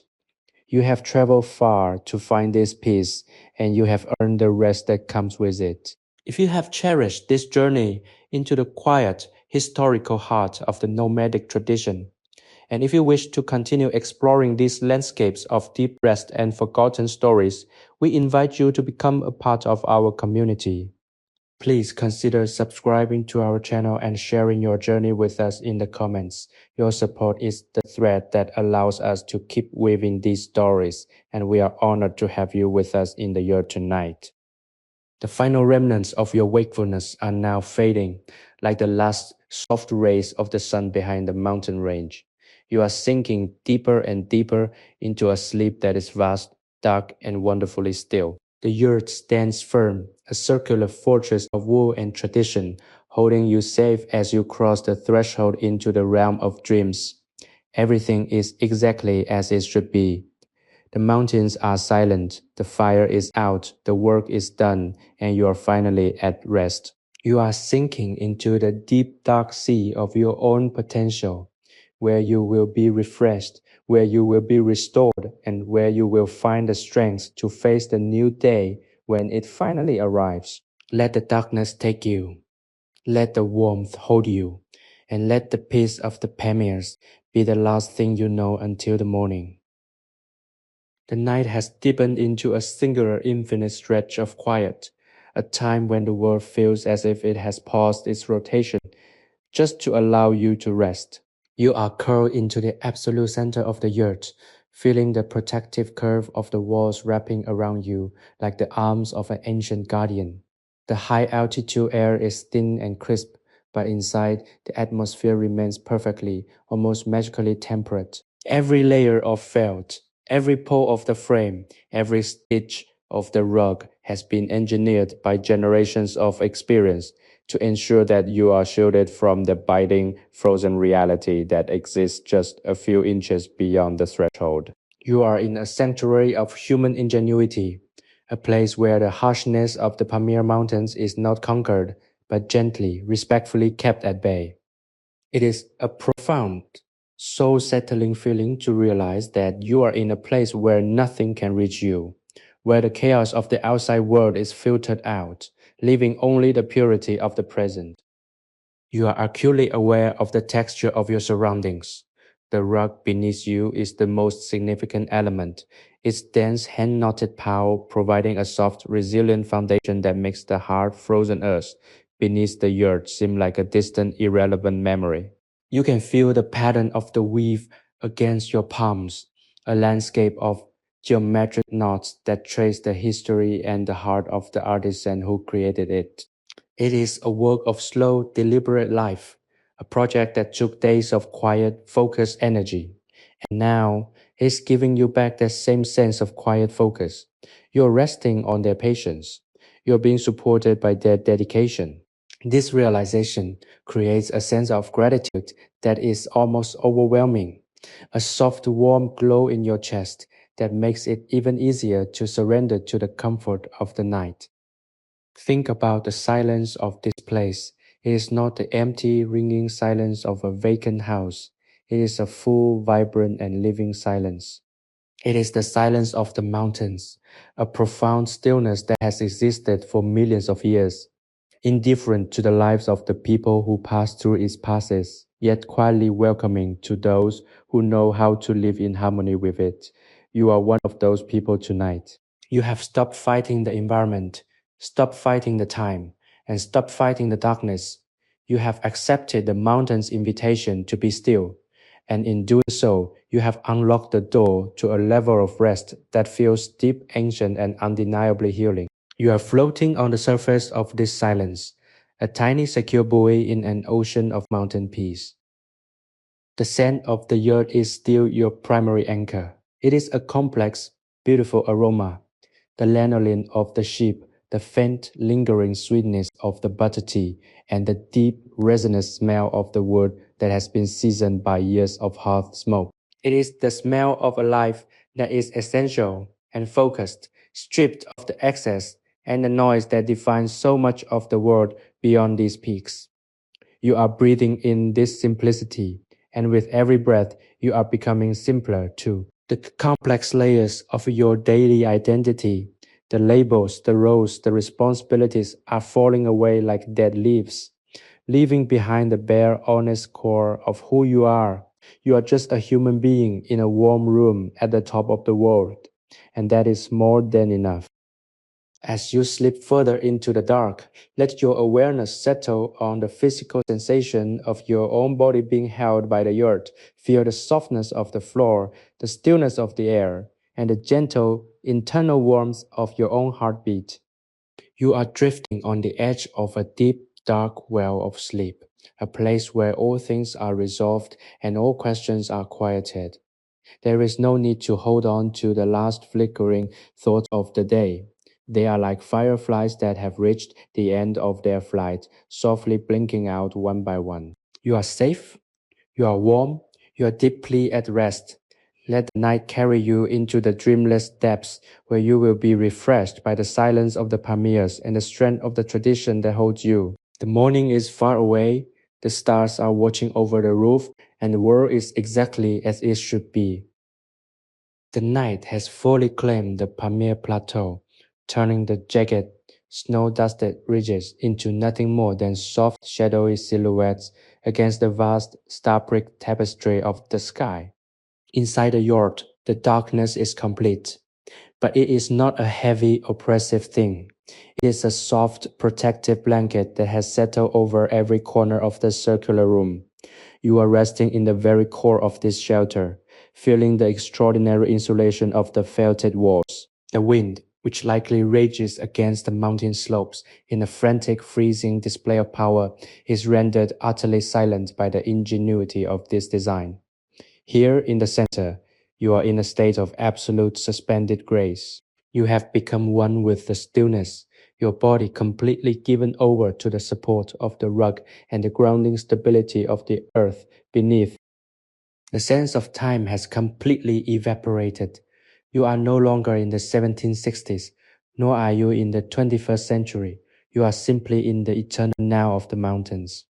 This is a rare, precious state, a bubble of existence where the demands of the world cannot penetrate. You think back to the artisan's hands, the way they moved with such fluid, unhurried purpose, and you realize that the rug is not just an object, it is a map of their own internal calm. By witnessing that process, you have inherited a portion of that peace. You are now the bearer of that same stillness, a calm that is thick, resilient, and capable of withstanding the most chaotic of external realities.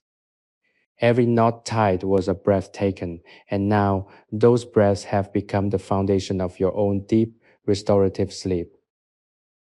The scent of the yurt continues to weave its magic.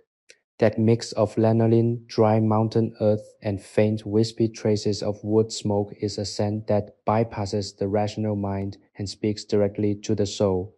It is the smell of being profoundly, fundamentally safe. It is the smell of a life that is in balance with its surroundings, a life that asks for little and provides much. As you inhale, you feel your entire physical frame softening. The muscles in your shoulders, which were tight from the journey, are now loose and heavy. The lines in your face, which were etched by the concerns of the day, are now smoothed by the quiet. You are becoming a part of the yurt, a feature of the room, as secure and permanent as the wooden lattice frame itself. Consider the journey of the wool fibers that now keep you warm. They began on the backs of hardy mountain-dwelling sheep, grazing on the sparse high-altitude pastures, buffeted by the same winds you are now sheltered from. They were collected, cleaned, spun, and woven, undergoing a transformation that mirrored your own experience tonight. You have been refined by this quiet, brought from the cold, turbulent exterior into this warm, protected interior. You are a different person than the one who arrived. You are someone who has tasted the true deep silence of the world. This is a transformation that stays with you, a quiet strength that you will carry back into your own life when the morning comes. For now, however, that return is a million miles away. The final remnants of your conscious thought are drifting away like mist in the morning light. You are no longer observing, you are participating. You are the warmth, you are the silence, you are the peace.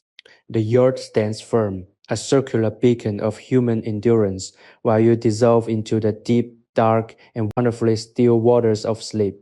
There is no need for anything else. The mountains are watching over the night. The stars are tracking the slow arc of the hours, and you are tucked away in the center of it all, completely and utterly at rest.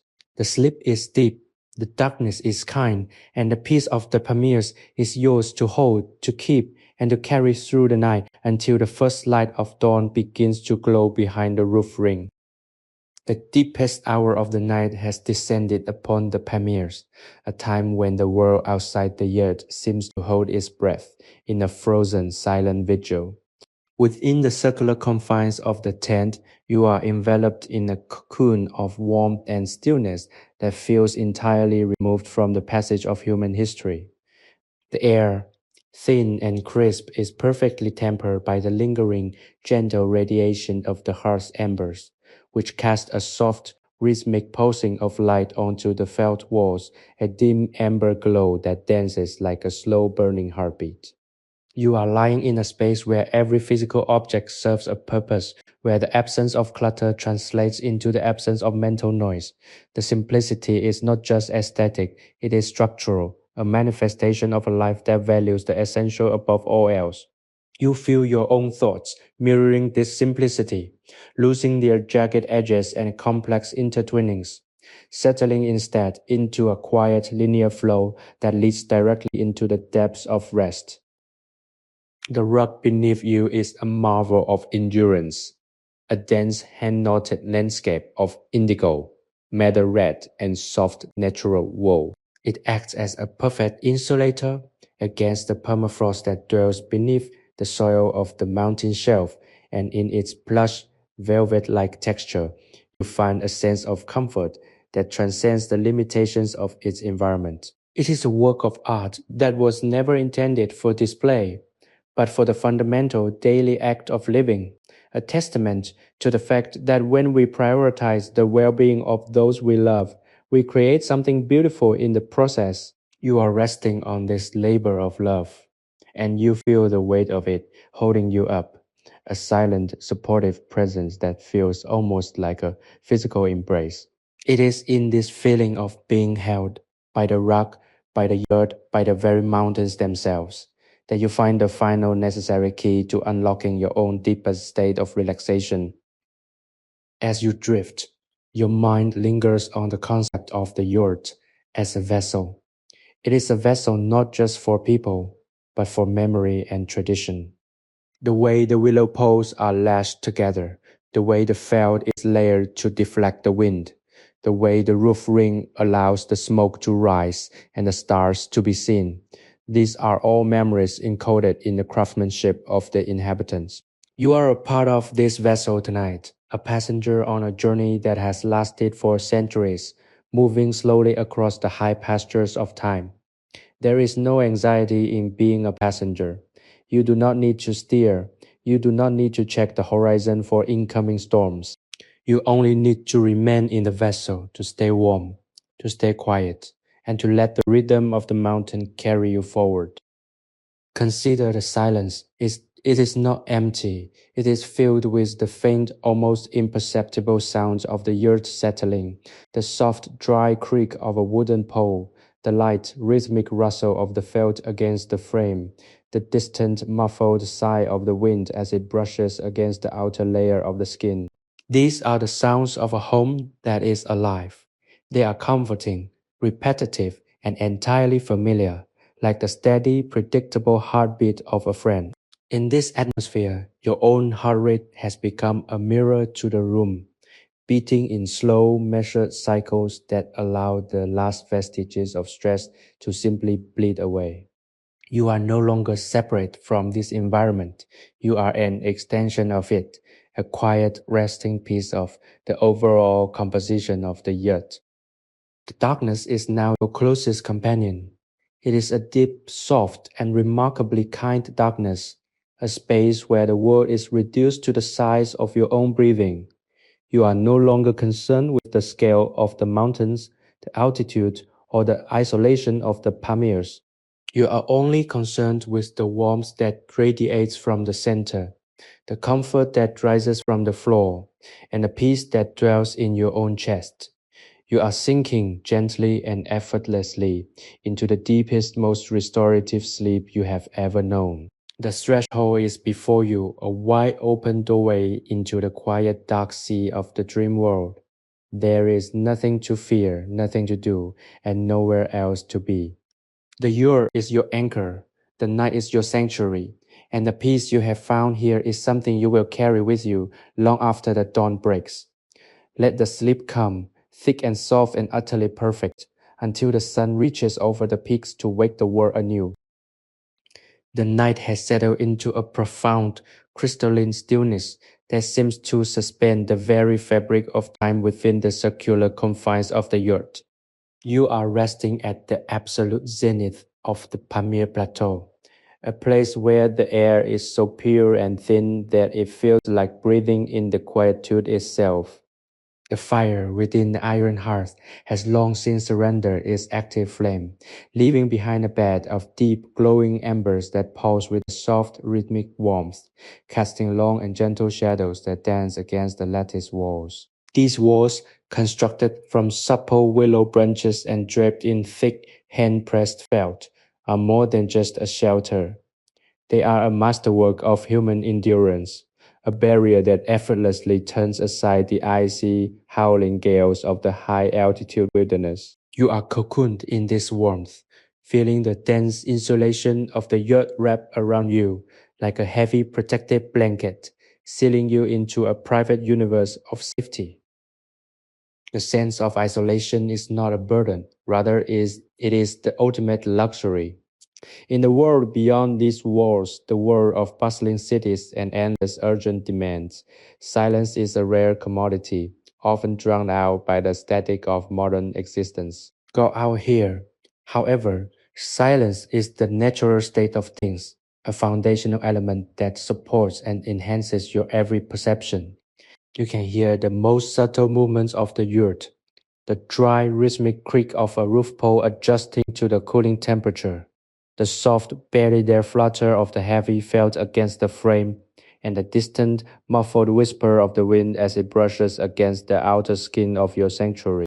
These are the sounds of home, a comforting, lulling chorus that tells your nervous system that you are precisely where you need to be. You have traveled far to reach this point of deep, unadulterated rest, and now that you have arrived, every fiber of your being is sinking into the floor with a sense of profound, well-earned relief. Your awareness is centered on the rug that stretches out beneath you, a sprawling, intricate tapestry of indigo and crimson, hand-knotted over many hours of focused, meditative labor. This rug is the anchor of the room, a physical manifestation of the care and intention that defines this nomadic life. As you lie upon it, you feel the density of the wool, the intricate patterns that map out the weaver's history and identity, and the extraordinary warmth that it traps against the ground. It is as if the rug itself is a living extension of the hearth, a radiating core of comfort that holds you close. You find your breathing patterns naturally slowing down to match the steady, heartbeat-like rhythm of the room, an internal alignment that dissolves the last of your tension. There is no urgency here, no need to be anywhere else, and no expectation to perform. The simple act of existing within this warmth is the most productive thing you have ever done. Consider the journey you have taken to reach this deep state of surrender. It was a climb against the currents of your own busyness, a gradual shedding of the weights you didn't even realize you were carrying. By observing the life of the yurt, the deliberate knotting of the loom, the sharing of the hot buttered tea, the quiet, respectful atmosphere of the household, you have been initiated into a different way of being. You have learned that peace is not something that happens to you, but something that you create through the intentional arrangement of your environment and the focused, quiet rhythm of your attention. You have created this space in your mind, a circular room where the cold cannot enter and the noise cannot disturb, and you are currently inhabiting it with a sense of total, unshakable stability.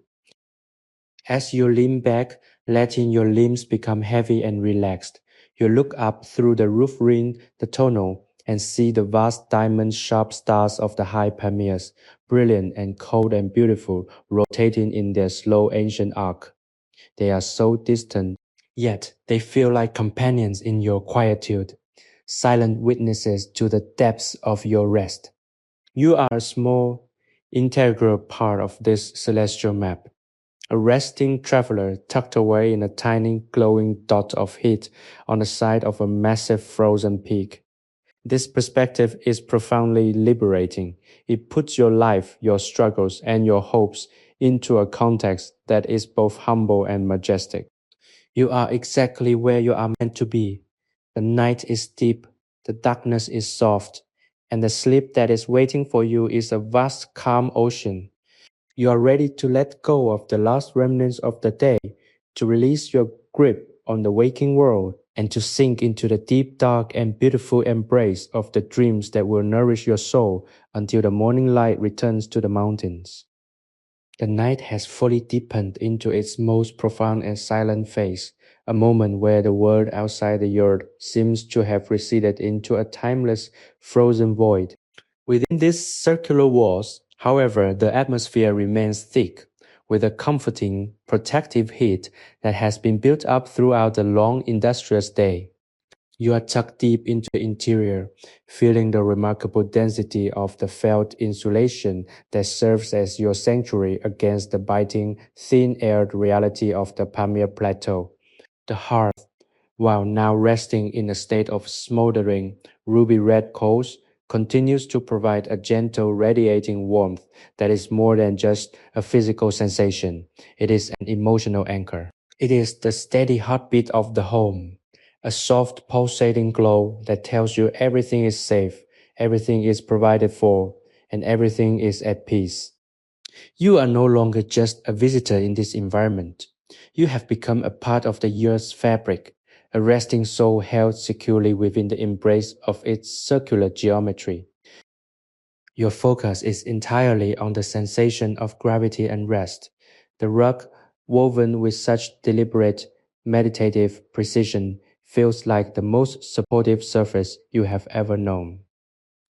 It is thick, plush, and resilient, rising up to meet the contours of your body with an ease that makes the very concept of a bed seem unnecessary. You find yourself tracing the patterns in the darkness, the geometric shapes of the knots, the density of the wool pile, and feeling the weight of the effort that went into its creation.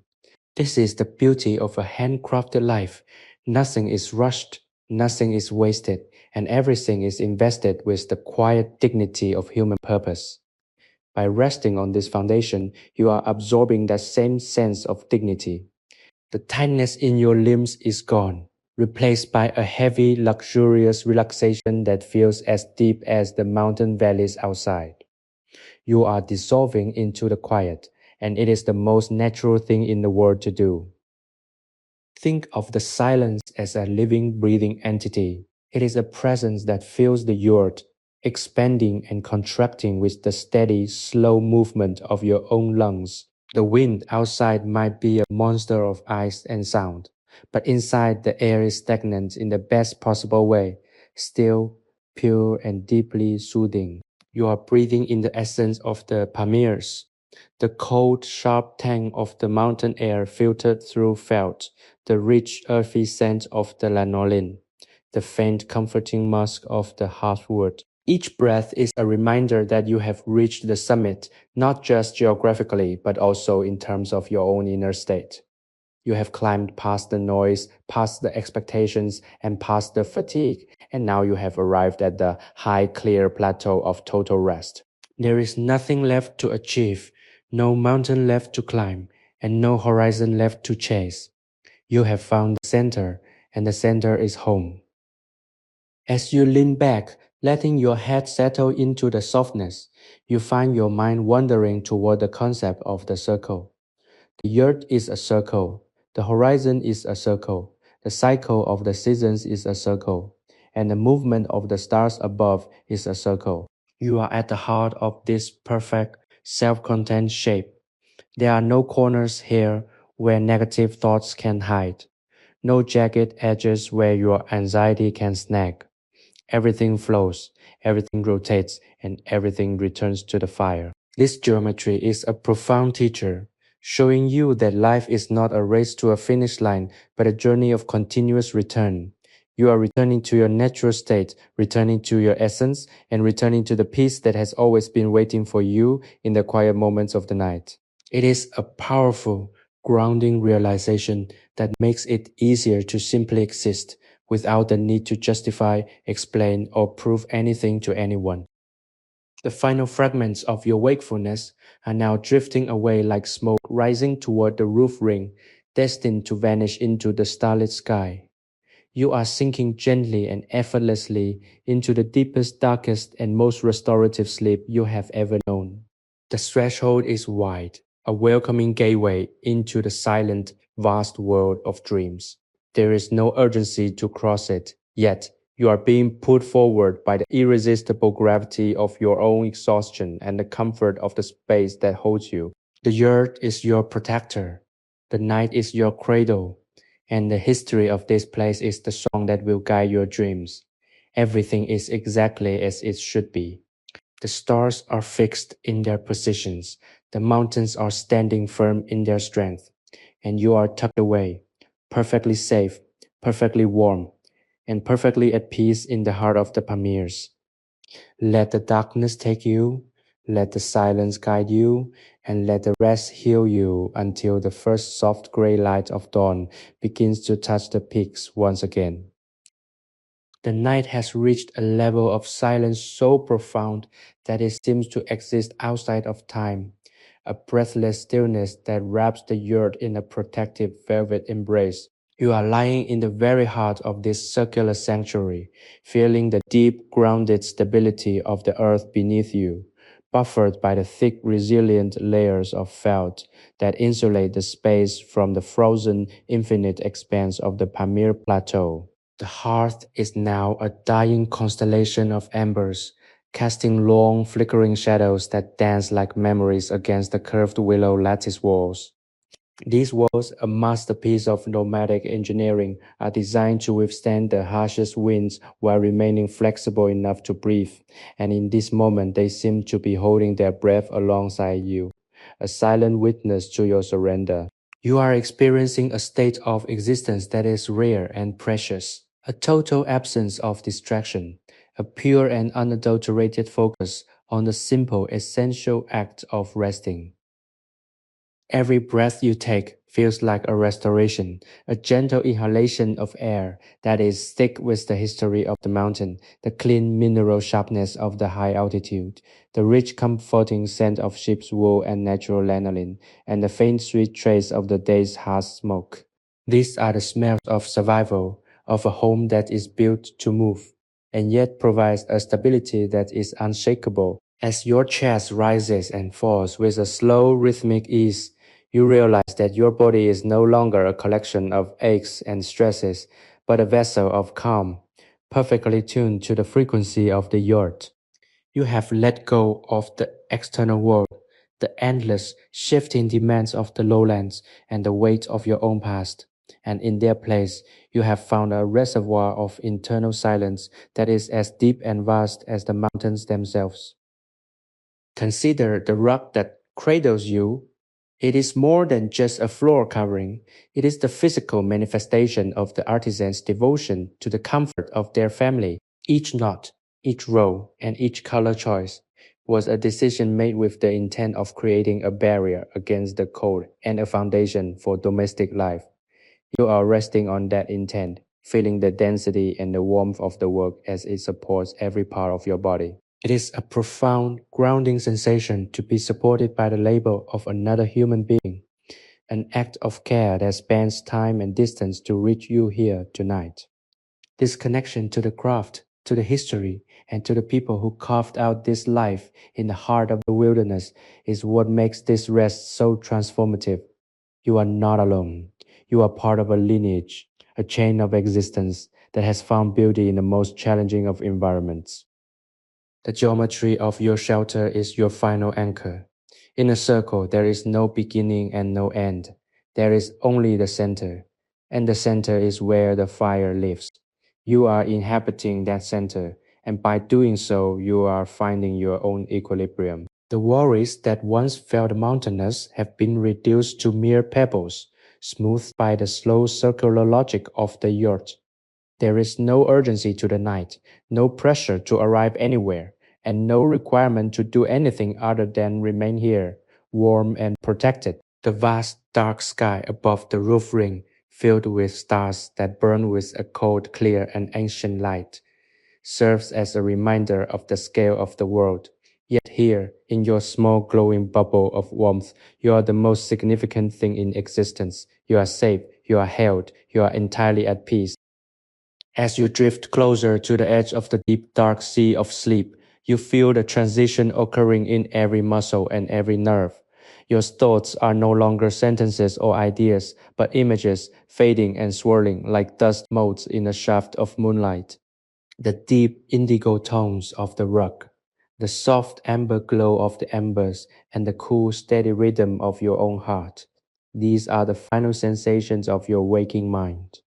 You are crossing the threshold into the realm of the unconscious, a place where you will be refreshed, where you will be unburdened, and where you will find the strength to face the coming day. The yurt remains your sentinel, holding back the night and guarding your dreams. There is nothing left to hold on to, nothing left to observe. Let the darkness take you, let the silence guide you, and let the rest heal you in ways that only a night at the top of the world can achieve. You are ready. Sleep now, deep and long and restorative, until the world begins again. The depth of the night in the Pamir Mountains has reached a point of absolute crystalline perfection, where the very concept of time seems to have frozen alongside the glacial peaks outside. Inside the yurt, you are tucked away in a sanctuary of such profound stillness that your own heartbeat feels like a rhythmic drum in the silence. The air is cool, yet your body remains enveloped in the lingering, cozy warmth of the day's activities, a heat that has soaked into the thick felt walls and the heavy, hand-woven rug beneath you. This is the culmination of your journey, the arrival at the place of total, uncompromised peace. You are resting at the top of the world, where the horizon is a circle of stars, and the only reality is the one you have created within these felted walls. There is no urgency here, no pressure from the outside, and no expectation to be anything other than a person at rest, shielded from the vast indifferent wilderness by the wisdom of an ancient design. Every breath is a slow, deliberate engagement with the essence of this home. You breathe in the deep, grounding aroma of the earth, the subtle sweetness of the wool, and the faint, haunting memory of wood smoke that still clings to the interior. It is the scent of survival, a perfume of resilience that speaks to your deepest, most primal instincts. In the modern world, we are taught that safety is a matter of locks and steel, but here you learn that true safety is a matter of harmony, a perfect alignment with the elements, a respect for the rhythm of the day, and the creation of a circular space where the family can gather and be whole. You have absorbed this philosophy through the hours of watching the loom and a quiet observation of the household's routines. You are now a part of that harmony, a resting presence within a larger ancient story. Consider the rug, which has become your primary anchor in this deep state of repose. It is a masterpiece of density and texture, its fibers packed tight to defy the creeping chill of the mountain soil. You can feel the intention in every knot, the patience required to draw the threads into such a cohesive, beautiful whole. It is a work of love, and in resting upon it, you are being cradled by that love. It is a powerful realization that the most effective barriers against the cold are not just physical, but emotional and intentional. You are being kept warm by the dedication of others, by the continuity of a tradition that refuses to be extinguished by the altitude or the isolation. This realization is the final element needed to fully relax your mind, to let go of the last stubborn thoughts that tell you that you must be in control. You don't have to be in control, you only have to be present. The silence has become your guide. It is no longer an empty absence of sound, but a textured, living atmosphere that responds to your breathing. When you slow your breath, the room seems to grow quieter. When you deepen your relaxation, the shadows seem to soften. You are in a symbiotic relationship with your shelter, a gentle dance of adjustment and comfort. The wooden lattice of the yurt, the felt covers, and the central roof ring are not just inanimate objects. They are parts of a protective organism that is currently keeping you safe, warm, and utterly at peace. You feel a sense of profound belonging here, a recognition that this, in all its simplicity, is the ultimate goal of human life, to find a place to lay your head, to be warm and to be secure. As you hover on the brink of true deep sleep, the visual world begins to dissolve. The long, stretching shadows of the roof posts fade into the dark, and the soft amber light of the embers merges with the indigo of the night sky. You are no longer looking at the yurt. You are feeling it from within. You are drifting into the dark, not as a victim of exhaustion, but as a traveler arriving at the final, most luxurious destination.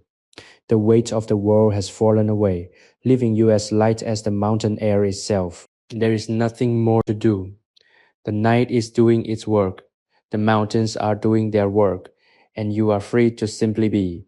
Sleep is the final, perfect act of this evening, a deep, restorative plunge into the quiet, dark waters of your own being. The yard is guarding the entrance to your dreams. The stars are watching the threshold, and you are ready.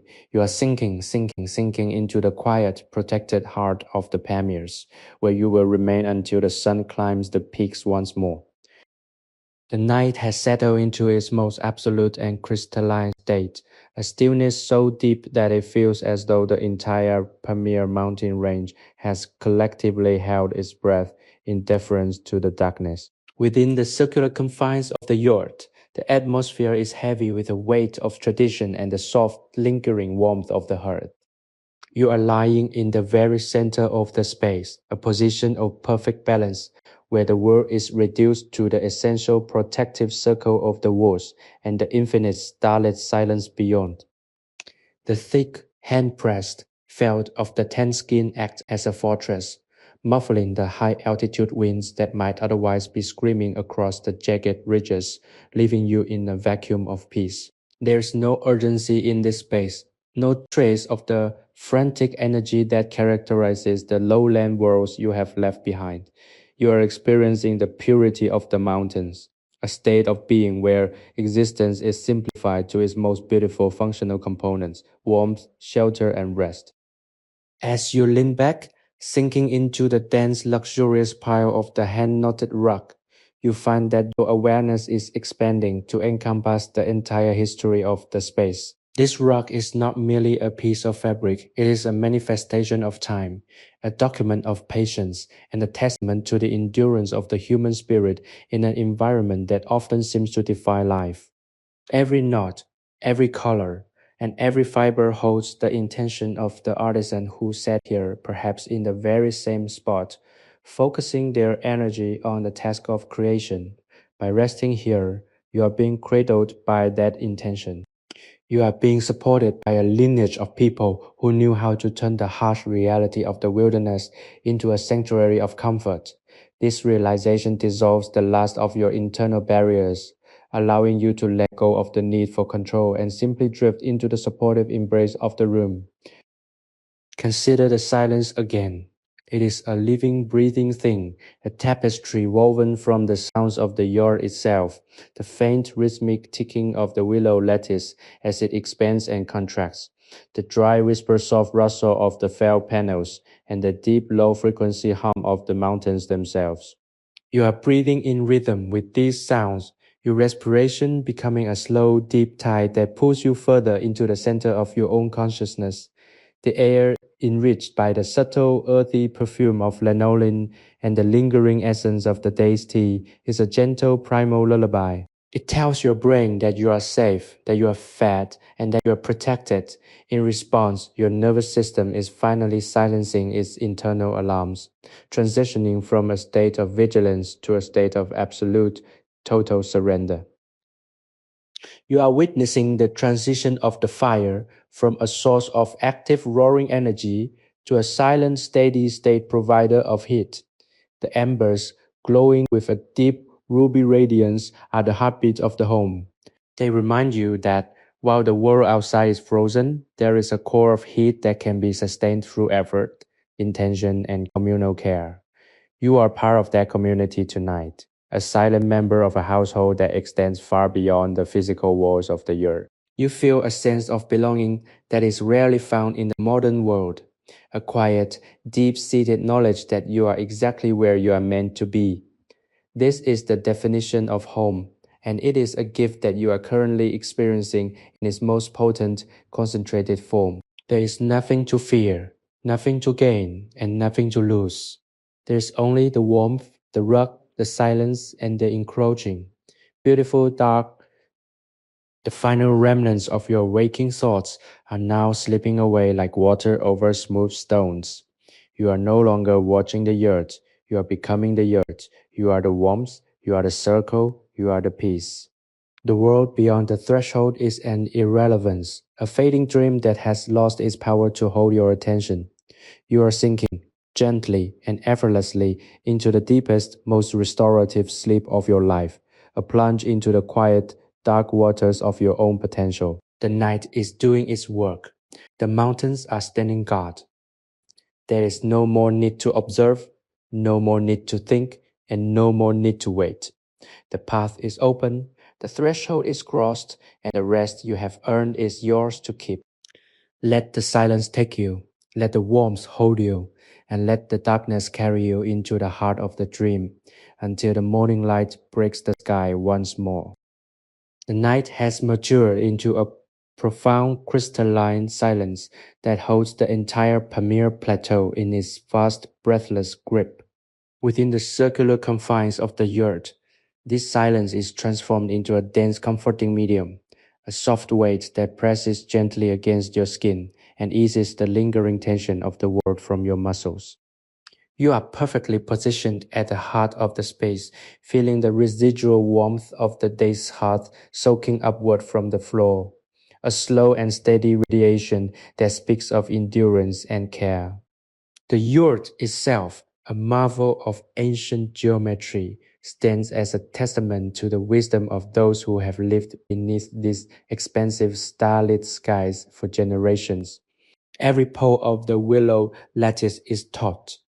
Every layer of felt is perfectly aligned to deflect the biting chill of the mountain air, and the entire structure vibrates with a subtle, low-frequency hum of existence. You are no longer just an observer of this nomadic way of life. You are a participant, a quiet, resting component of the living, breathing shelter that has become your entire world. Your focus remains on the rug, which has served as your foundation throughout this journey of deep rest.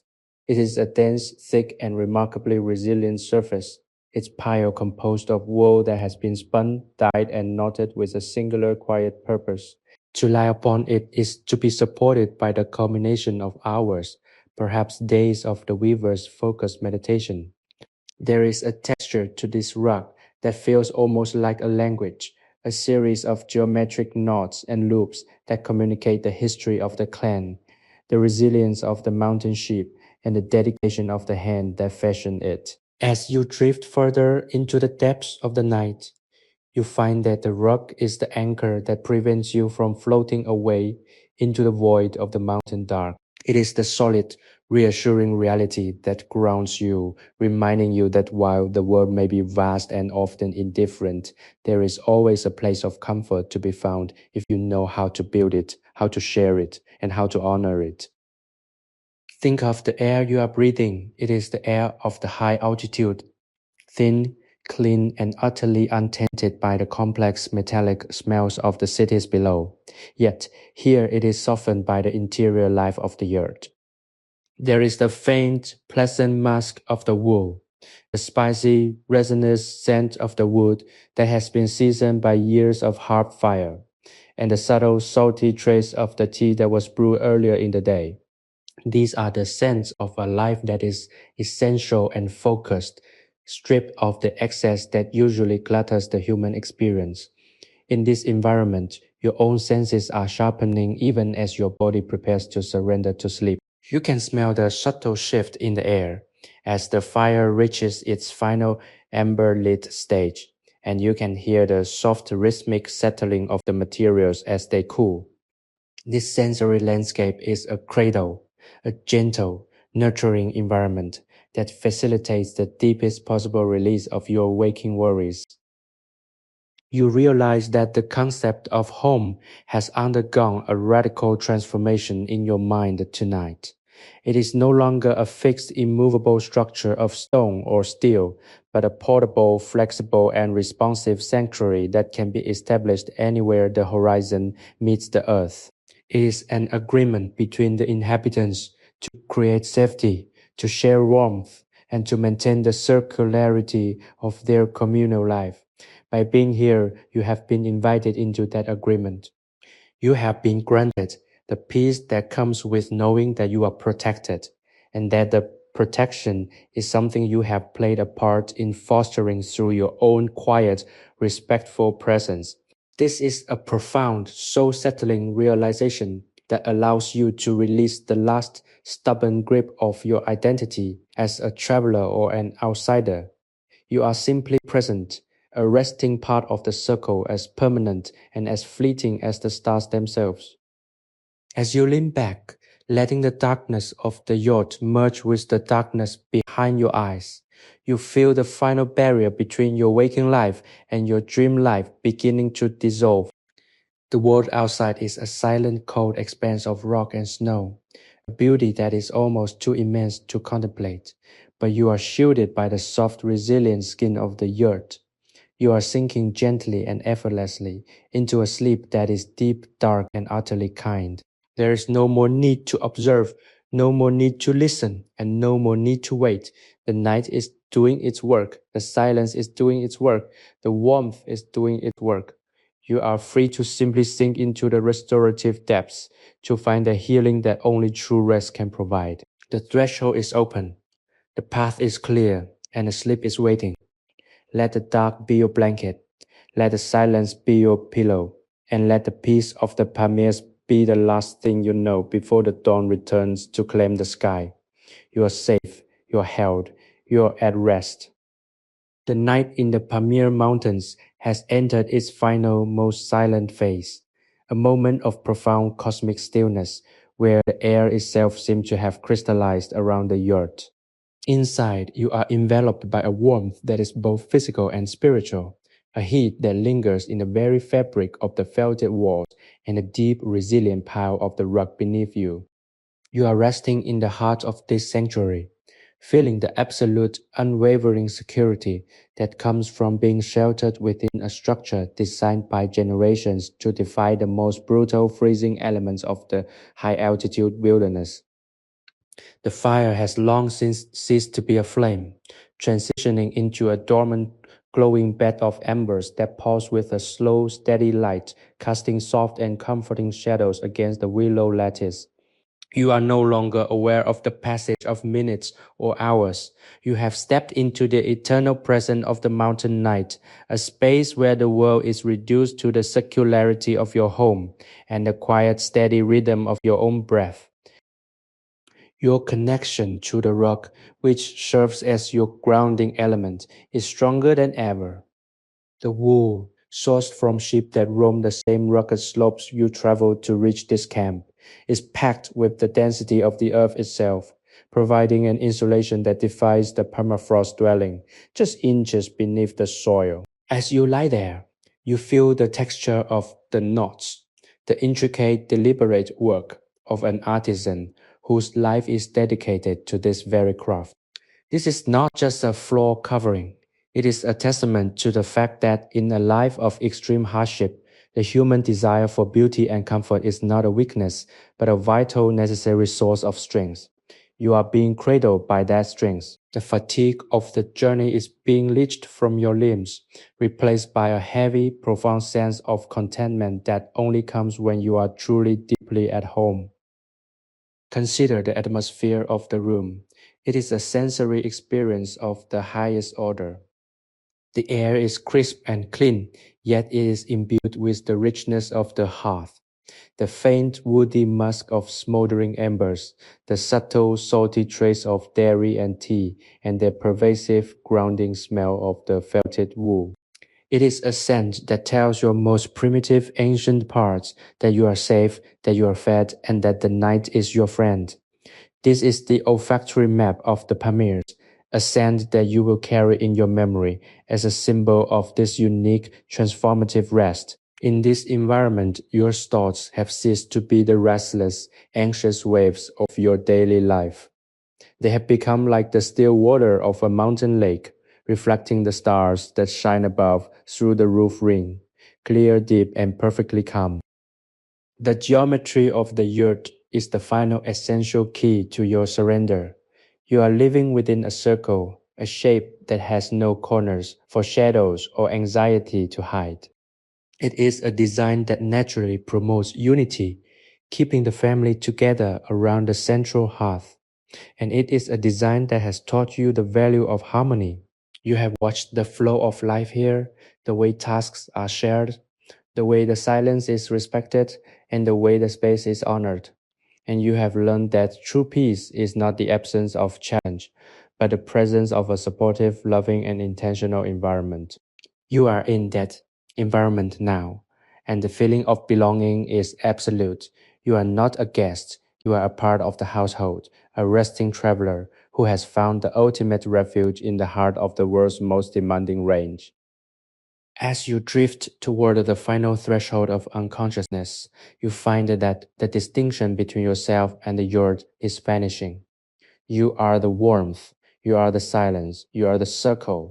The mountain outside, with its vast frozen ridges and its indifference to the affairs of humans, is merely the backdrop for this singular, beautiful, and warm existence. You are sinking gently and with total ease into the deep dark ocean of sleep. There is nothing more to observe, nothing more to fear, and nothing more to do. The night is doing its work, the silence is doing its work. The tradition of the yurt is doing its work. You are free to be, to dream, and to be restored in the quiet, dark, and perfectly kind embrace of the mountain night. Let the sleep come, thick, soft, and endless, until the first pale hint of the dawn begins to trace the silhouette of the peaks once again. Everything is at rest, everything is complete, and everything is waiting for you in the dreamless depths. The night has settled into a profound and absolute stillness, a quiet so deep it feels as though the entire Pamir range has ceased its ancient geological labor just to grant you this moment of peace. Inside the yurt, the atmosphere is a dense, velvet textured sanctuary, where the cold of the high altitude is a distant, forgotten memory. You are lying in the very heart of the circular space, resting upon a layer of felt and wool so thick and resilient that the hard frozen earth beneath seems a world away. The hearth, now reduced to a bed of glowing amber red coals, provides a gentle, radiating warmth that pulses in the darkness like a living heartbeat. This light is not bright, it is a soft amber luminescence that barely catches the edges of the willow lattice, creating a space of shadow and grace that lulls the mind into a state of total, unadulterated tranquility. You are experiencing the ultimate culmination of the journey, the arrival at a place where the clamor of the world is stripped away, leaving only the essential, quiet, and beautiful reality of existence. Your awareness is focused entirely on the physical sensation of being held. The rock beneath you is a masterpiece of nomadic craftsmanship, its fibers packed with the density of years of nomadic life, each not a deliberate act of protection and care. As you lie there, you feel the texture of the weave against your back, a reminder of the labor that went into every inch of this sanctuary. This is not just a floor, it is a foundation of human intention, a barrier against the harshness of the mountain that has been rendered into a soft, inviting cradle. By resting here, you are participating in a tradition that spans centuries, a lineage of people who understood that to survive in such an environment, one must first learn how to create a home that is as flexible as the wind and as firm as the mountain itself. You are supported by that history. You are wrapped in that resilience. You are for this night an integral part of the very fabric of the yurt. The scent of the room has become the most potent anchor of your consciousness. It is a complex, rich, and grounding fragrance, a blend of lanolin heavy wool, dry, sun-baked grass, and the faint, resinous ghost of wood smoke that still dances in the air. Each inhalation is a slow, rhythmic engagement with the essence of the Pamirs, a process that grounds your nervous system and tells your body that there is nowhere else you need to be.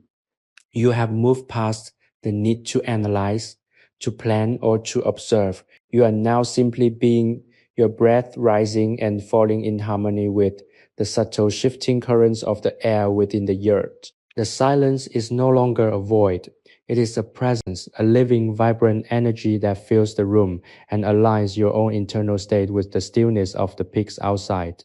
You are perfectly in sync with the environment, a note of calm in the vast silent symphony of the night. Think of the geometry of this place again. The circle is a perfect container for the soul.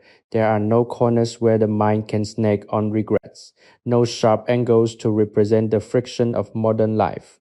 Everything here flows in a continuous smooth path around the center, which is the fire, the source of life, the provider of light, and the protector against the dark.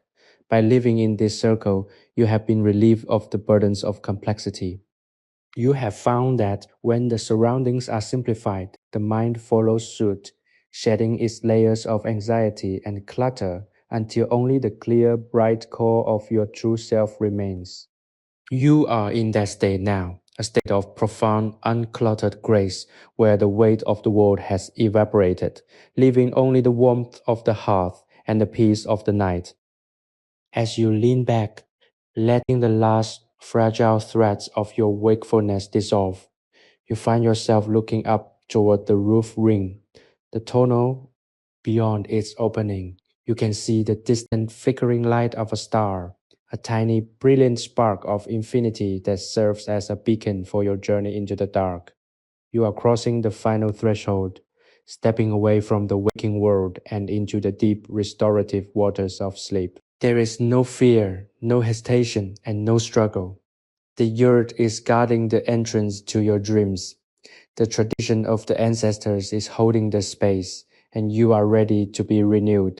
You are sinking into the quiet, protected heart of the mountains, where you will be healed by the silence, refreshed by the warmth, and restored to the fullness of your being.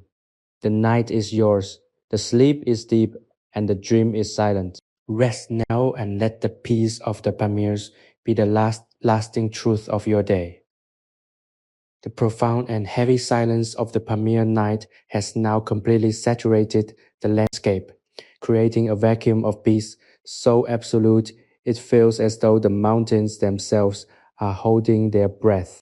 Inside the yurt, this silence is not empty. It is a weightless, comforting shroud that presses against the felt walls, ensuring that the outside world, with all its chaotic winds and freezing expanses, remains entirely beyond your threshold. You are lying in the very center of this circular sanctuary, your body perfectly aligned with the heart of the home, where the hearth embers still glow with the faint, rhythmic intensity that pulses like the slow, steady heartbeat of the earth. The air within the yurt is a marvel of temperate stability, a soft, warm pocket of life held in place by the sophisticated layers of woven wool and willow, a testament to the thousands of years of nomadic wisdom that went into the architecture of this space. You are no longer just a traveler in a strange land. You are a permanent resting feature of this environment. Your presence contributing to the collective, quiet harmony of the household. Your awareness is deeply grounded by the rug beneath you, a tactile masterpiece that serves as the foundation of your evening's restoration. The pile is thick, hand knotted with such density that it defies the very idea of the hard, permafrost-laden ground beneath it. As you move slightly, you feel the texture of the wool, the coarse protective strength of the sheep's fiber, combined with the delicate, intricate patterns of the weave, and you are reminded of the immense, focused effort required to produce such a surface. It is the product of long winter hours spent inside this very type of shelter, where the only light was the fire and the only sound was the rhythmic thud of the loom. By resting here, you are being cradled by that history, supported by a chain of intentional actions that aim for nothing less than the total comfort of the inhabitant. This sense of being held, of being cared for by the legacy of an artisan, is what allows you to finally let go of the last stubborn anchors of your waking mind. The aroma of the yurt is a subtle, complex blend that acts as a potent sedative for your nervous system. It is the smell of survival, but a survival that has been refined into a high art, the musky, grounding scent of the lanolin, the deep resinous perfume of the seasoned firewood, and the lingering, sweet and comforting trace of the evening tea. These scents act as a chemical map of safety, signaling to your brain that the day is finished, that the external threats have been neutralized, and that your only remaining obligation is the restoration of your own soul. You find that your breathing has become a mirror to the yurt's own stillness, slow, deep, and perfectly rhythmic.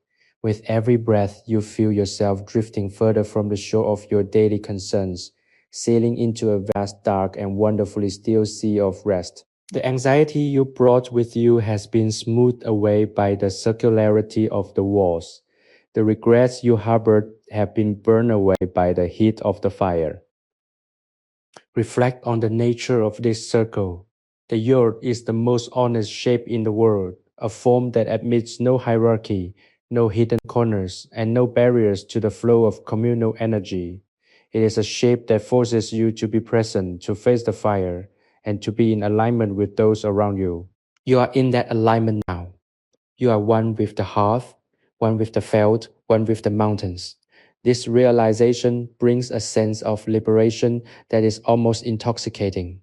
You do not need to prove your worth to the mountains. You do not need to justify your existence to the night. You simply are a small warm point of consciousness in the vast, cold, and beautiful dark. The mountains are indifferent to your status. The stars are indifferent to your worries. And this indifference is a gift. It relieves you of the burden of the self, allowing you to dissolve into the greater, quieter reality of the universe. As you approach the absolute limit of your wakefulness, the visual world begins to recede. The soft amber glow of the embers is no longer a light you are looking at. It is a warmth you are feeling from within. The lattice walls are no longer a structure you are inside. They are a boundary of protection that has become part of your own skin.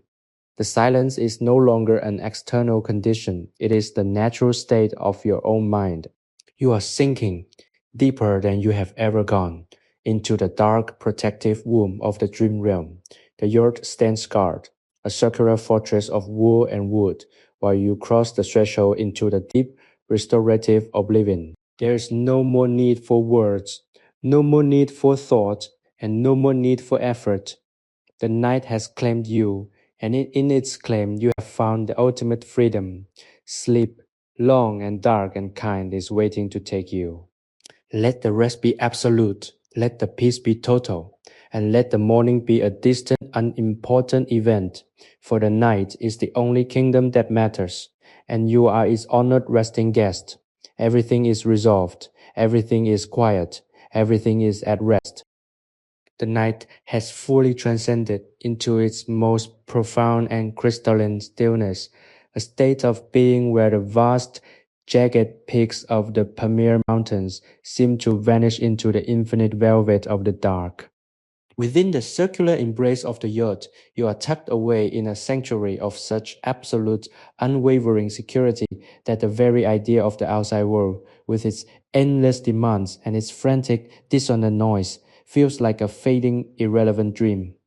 You are resting at the absolute center of this vessel, feeling the extraordinary insulation of the felted walls as they hold the warmth in a tight protective grip, shielding you from the sub-zero reality of the high-altitude plateau. The fire, which throughout the day served as the vibrant, roaring engine of the home, has now surrendered its flame to a long-lasting, deep-burning bed of glowing embers. These embers cast a soft, pulsing and rhythmic light against the willow lattice frame, a heartbeat of warmth that echoes the steady, peaceful cadence of your own breathing. You are no longer just a visitor in this environment. You have been woven into the fabric of the home, a resting soul held securely within the circular geometry that has protected nomads for countless generations. Your awareness is entirely focused on the sensation of gravity and the luxurious, supportive texture of the rug beneath you. It is a dense, thick and resilient masterpiece of hand-knotted wool, a physical testament to the patience and the devotion of the artisan who created it. You can feel the pattern of the weave against your limbs, a tactile map of history and identity that rises up to meet the contours of your body with an ease that makes the very concept of a bed seem unnecessary. There is a deep fundamental satisfaction in knowing that this rug was not merely manufactured but birthed through the slow meditative process of spinning, dyeing, and knotting, a process that is in itself an act of prayer and protection. As you lie there, feeling the weight of your own body being supported by this labor of love, you find that the last stubborn knots of tension in your muscles are unraveling. The fatigue that once gripped you is being leached away, replaced by a heavy, profound relaxation that feels as deep as the mountain valleys lying silent outside. Think of the silence as a living, breathing entity. It is not an empty vacuum. It is a full, vibrant, and sentient presence that fills the yurt, expanding and contracting with the steady, slow movement of your own lungs. The wind outside may be a monster of ice and sound, a relentless force that scours the ridges and the slopes, but inside the air is stagnant in the most exquisite way, still, pure, and profoundly soothing. You are breathing in the very essence of the Pamirs, the cold, sharp tang of the high altitude air that has been tempered by the felt, the rich, earthy scent of the lanolin, and the faint, comforting musk of the hearth wood. Each breath is a reminder that you have reached the summit, not just geographically, but also in terms of your own inner state. You have climbed past the noise, past the expectations, and past the fatigue, and now you have arrived at the high, clear plateau of total rest. There is nothing left to achieve, no mountain left to climb, and no horizon left to chase. You have found the center, and the center is home. As you lean back, letting your head settle into the softness, you find your mind wandering toward the concept of the circle. The yurt is a circle, the horizon is a circle, the cycle of the seasons is a circle, and the movement of the stars above is a circle. You are at the heart of this perfect self-contained shape. There are no corners here where negative thoughts can hide, no jagged edges where your anxiety can snag. Everything flows, everything rotates, and everything returns to the fire. This geometry is a profound teacher, showing you that life is not a race to a finish line, but a journey of continuous return. You are returning to your natural state, returning to your essence, and returning to the peace that has always been waiting for you in the quiet moments of the night. It is a powerful, grounding realization that makes it easier to simply exist without the need to justify, explain, or prove anything to anyone. You are finally, truly, and completely at ease. The final fragments of your wakefulness are now drifting away like smoke, rising toward the roof ring, destined to vanish into the starless sky. You are sinking gently and effortlessly into the deepest, darkest, and most restorative sleep you have ever known. The threshold is wide, a welcoming gateway into the silent, vast world of dreams. There is no urgency to cross it, yet you are being pulled forward by the irresistible gravity of your own exhaustion and the comfort of the space that holds you. The earth is your protector, the night is your cradle, and the history of this place is the song that will guide your dreams. Everything is exactly as it should be. The stars are fixed in their positions. The mountains are standing firm in their strength, and you are tucked away, perfectly safe, perfectly warm, and perfectly at peace in the heart of the Pamirs. Let the darkness take you, let the silence guide you, and let the rest heal you in ways that only a night at the top of the world can achieve. You are ready. Sleep now, deep and long and restorative, until the world begins again. The night has matured into a state of absolute, crystalline perfection, a silence so profound that it feels as if the entire Pamir mountain range has collectively held its breath, waiting for the dawn to break its hold on the world. Within the circular confines of the yacht, you are enveloped in a cocoon of warmth and stillness that seems entirely removed from the passage of human time. The air, thin and crisp, is perfectly tempered by the lingering gentle radiation of the hearth's embers, which cast a soft, rhythmic pulsing of light onto the felt walls, a dim amber glow that dances like a slow burning heartbeat in the darkness. You are lying in a space where every physical object serves a purpose, where the absence of clutter translates into the absence of mental noise. The simplicity is not just aesthetic, it is structural, a manifestation of a life that values the essential above all else. You feel your own thoughts, mirroring this simplicity, losing their jagged edges and complex intertwinings, settling instead into a quiet, linear flow that leads directly into the depths of rest. The rock beneath you is a marvel of endurance, a dense, hand-knotted landscape of indigo, madder red and soft natural wool. It acts as a perfect insulator against the permafrost that dwells beneath the soil of the mountain shelf, and in its plush velvet-like texture, you find a sense of comfort that transcends the limitations of its environment.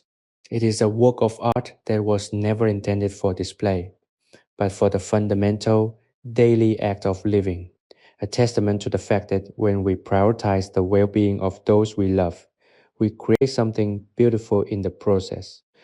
You are resting on this labor of love, and you feel the weight of it holding you up, a silent, supportive presence that feels almost like a physical embrace.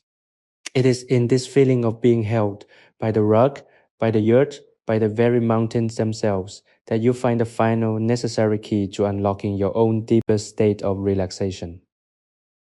As you drift, your mind lingers on the concept of the yurt as a vessel. It is a vessel not just for people but for memory and tradition. The way the willow poles are lashed together, the way the felt is layered to deflect the wind, the way the roof ring allows the smoke to rise and the stars to be seen. These are all memories encoded in the craftsmanship of the inhabitants. You are a part of this vessel tonight, a passenger on a journey that has lasted for centuries, moving slowly across the high pastures of time. There is no anxiety in being a passenger. You do not need to steer. You do not need to check the horizon for incoming storms. You only need to remain in the vessel to stay warm, to stay quiet, and to let the rhythm of the mountain carry you forward. Consider the silence. It is not empty. It is filled with the faint, almost imperceptible sounds of the yurt settling, the soft, dry creak of a wooden pole, the light, rhythmic rustle of the felt against the frame, the distant, muffled sigh of the wind as it brushes against the outer layer of the skin. These are the sounds of a home that is alive. They are comforting, repetitive, and entirely familiar, like the steady, predictable heartbeat of a friend. In this atmosphere, your own heart rate has become a mirror to the room, beating in slow, measured cycles that allow the last vestiges of stress to simply bleed away. You are no longer separate from this environment. You are an extension of it, a quiet, resting piece of the overall composition of the yurt. The darkness is now your closest companion. It is a deep, soft, and remarkably kind darkness, a space where the world is reduced to the size of your own breathing. You are no longer concerned with the scale of the mountains, the altitude, or the isolation of the Pamirs. You are only concerned with the warmth that radiates from the center, the comfort that rises from the floor, and the peace that dwells in your own chest. You are sinking gently and effortlessly into the deepest, most restorative sleep you have ever known. The threshold is before you, a wide open doorway into the quiet dark sea of the dream world. There is nothing to fear, nothing to do, and nowhere else to be. The yurt is your anchor, the night is your sanctuary, and the peace you have found here is something you will carry with you long after the dawn breaks. Let the sleep come thick and soft and utterly perfect, until the sun reaches over the peaks to wake the world anew. You have surrendered the weight of the day, and in return you have been given the lightness of the night. Your breath is steady, your heart is slow, and your soul is finally completely at rest in the cradle of the mountains. The night has settled into a profound crystalline stillness that seems to suspend the very fabric of time within the circular confines of the yurt. You are resting at the absolute zenith of the Pamir Plateau, a place where the air is so pure and thin that it feels like breathing in the quietude itself. The fire within the iron hearth has long since surrendered its active flame, leaving behind a bed of deep, glowing embers that pulse with a soft, rhythmic warmth, casting long and gentle shadows that dance against the lattice walls. These walls, constructed from supple willow branches and draped in thick hand-pressed felt, are more than just a shelter. They are a masterwork of human endurance, a barrier that effortlessly turns aside the icy howling gales of the high-altitude wilderness. You are cocooned in this warmth, feeling the dense insulation of the yurt wrap around you like a heavy, protective blanket, sealing you into a private universe of safety. The sense of isolation is not a burden, rather, it is the ultimate luxury. In the world beyond these walls, the world of bustling cities and endless urgent demands, silence is a rare commodity, often drowned out by the static of modern existence. Go out here. However, silence is the natural state of things, a foundational element that supports and enhances your every perception. You can hear the most subtle movements of the yurt, the dry, rhythmic creak of a roof pole adjusting to the cooling temperature, the soft, barely there flutter of the heavy felt against the frame, and the distant, muffled whisper of the wind as it brushes against the outer skin of your sanctuary. These are the sounds of home, a comforting, lulling chorus that tells your nervous system that you are precisely where you need to be.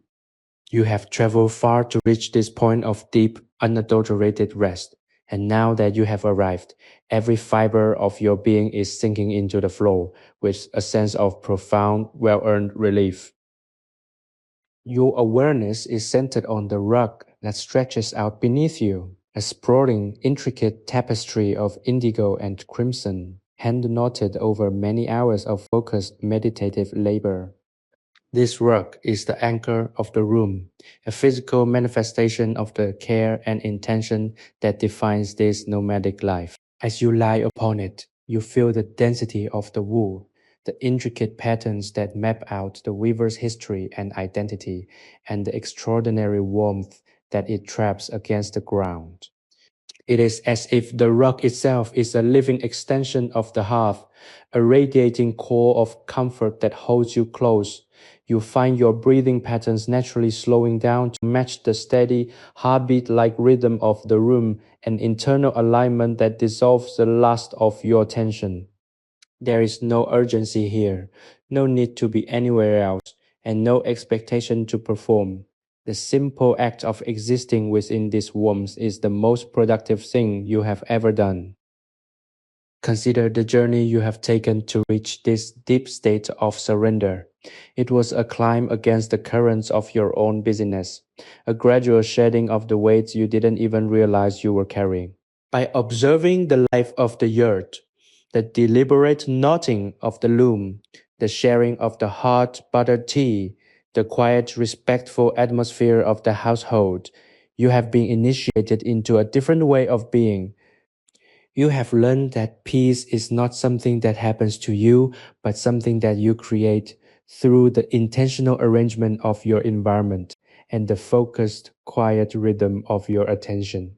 You have created this space in your mind, a circular room where the cold cannot enter and the noise cannot disturb, and you are currently inhabiting it with a sense of total, unshakable stability.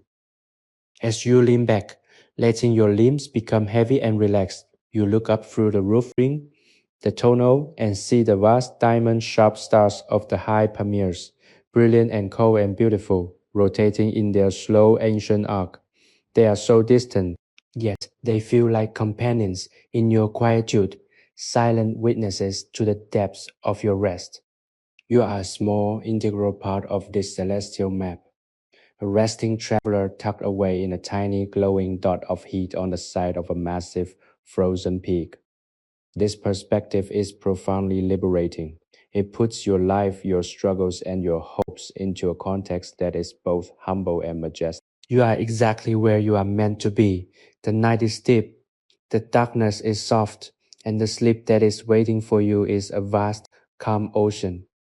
You are ready to let go of the last remnants of the day, to release your grip on the waking world, and to sink into the deep, dark, and beautiful embrace of the dreams that will nourish your soul until the morning light returns to the mountains. The yurt is your shield, the silence is your song, and the rest is yours to keep hold and carry into the coming dawn. You are completely secure, perfectly warm, and surrendered to the deep, eternal silence of the peaks. The night has reached its deepest point, that elusive velvety hour when the world outside the yurt seemed to have dissolved into the cold, silent history of the Pamir Plateau. Inside the environment is a miracle of contentment and comfort, a circular haven that feels as permanent as the stars and as protective as a mother's arms. You are resting at the very core of this structure, your body finally sinking into the dense, forgiving fibers of the rock, which serves as your tether to the earth. The air, though naturally thin at this elevation, feels thick with the presence of safety and the gentle, lingering warmth of the hearth, which is now merely a collection of deep red, pulsating embers. These embers act as a soft, rhythmic light, casting long and gentle shadows that dance against the willow lattice, a silent, flickering pulse that matches the slowing, steady cadence of your own heartbeat. You are no longer in the realm of action or anticipation. You have arrived at the final serene destination of rest, a place where the passage of time is measured not by clocks, but by the quiet, intentional rhythm of your own breathing. The rock beneath you, so meticulously crafted with its indigo hues and intricate geometric storytelling, has become the physical manifestation of your surrender. It is more than just insulation. It is a repository of human effort and care, a barrier that has been woven by hand to ensure that the cold of the mountain can never reach the soul within. As you lay your frame upon it, you feel a profound sense of gratitude for the persistence of the hands that knotted each thread, for the resilience of the nomadic spirit, and for the simple elemental grace of a life that prioritizes warmth, shelter, and community above all else. This gratitude is the final necessary key that unlocks the door to deep restorative sleep. By acknowledging the gift of this comfort, you have let go of the last stubborn remnants of your identity as a person of the outside world, a person of worries, schedules, and stress. You are now entirely and completely a guest of the mountains, a resting soul in a home that knows exactly how to keep you safe. Listen to the silence. It is not an empty space. It is a rich, textured fabric that is woven with the sounds of the yurt's own life. There is the soft, rhythmic creak of the willow poles as they settle into their positions, the faint, dry rustle of the felt as it breathes with the wind outside, and the incredibly distant muffled sigh of the peaks as they stand guard over the night. These are the sounds of a sanctuary, a chorus of protection that surrounds you on every side. They tell your nervous system that it is safe to shut down, safe to drift, and safe to let go of the vigilance that has served you so well during your long journey. In this space, your breathing has become a slow, deep, and rhythmic tide, pulling you further and further into the calm, dark center of your own consciousness. You are no longer separate from the room. You are an extension of it, a part of the beautiful, circular composition of the hearth, the rug, and the quiet, starlit sky. Consider the significance of the circle you inhabit. In this nomadic architecture, there are no corners to harbor darkness or doubt, no sharp angles to snag the spirit, and no hierarchy to dictate your value. You are in a container of pure equality and presence. The fire is at the center, providing light to everyone equally, and the walls curve around you, providing support without judgment. This geometry is the ultimate teacher, demonstrating that when we simplify our lives, when we move toward the center, and away from the edges, we find the peace that always eludes us in the complexity of the world. You are currently dwelling in that peace. You have discovered that you do not need to be a hero, a climber, or a seeker of grand truths. You only need to be present, warm, and resting.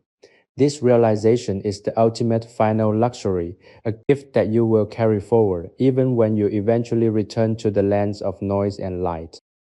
As you lean back, letting your consciousness drift toward the edge of the dream state, you look one last time at the roof ring, the tunnel, through which the cold, brilliant stars of the Pamirs blink their eternal rhythm. You feel as though you are floating in the very center of a massive dark universe, yet you are completely, utterly, and perfectly safe within your small, glowing pocket of heat.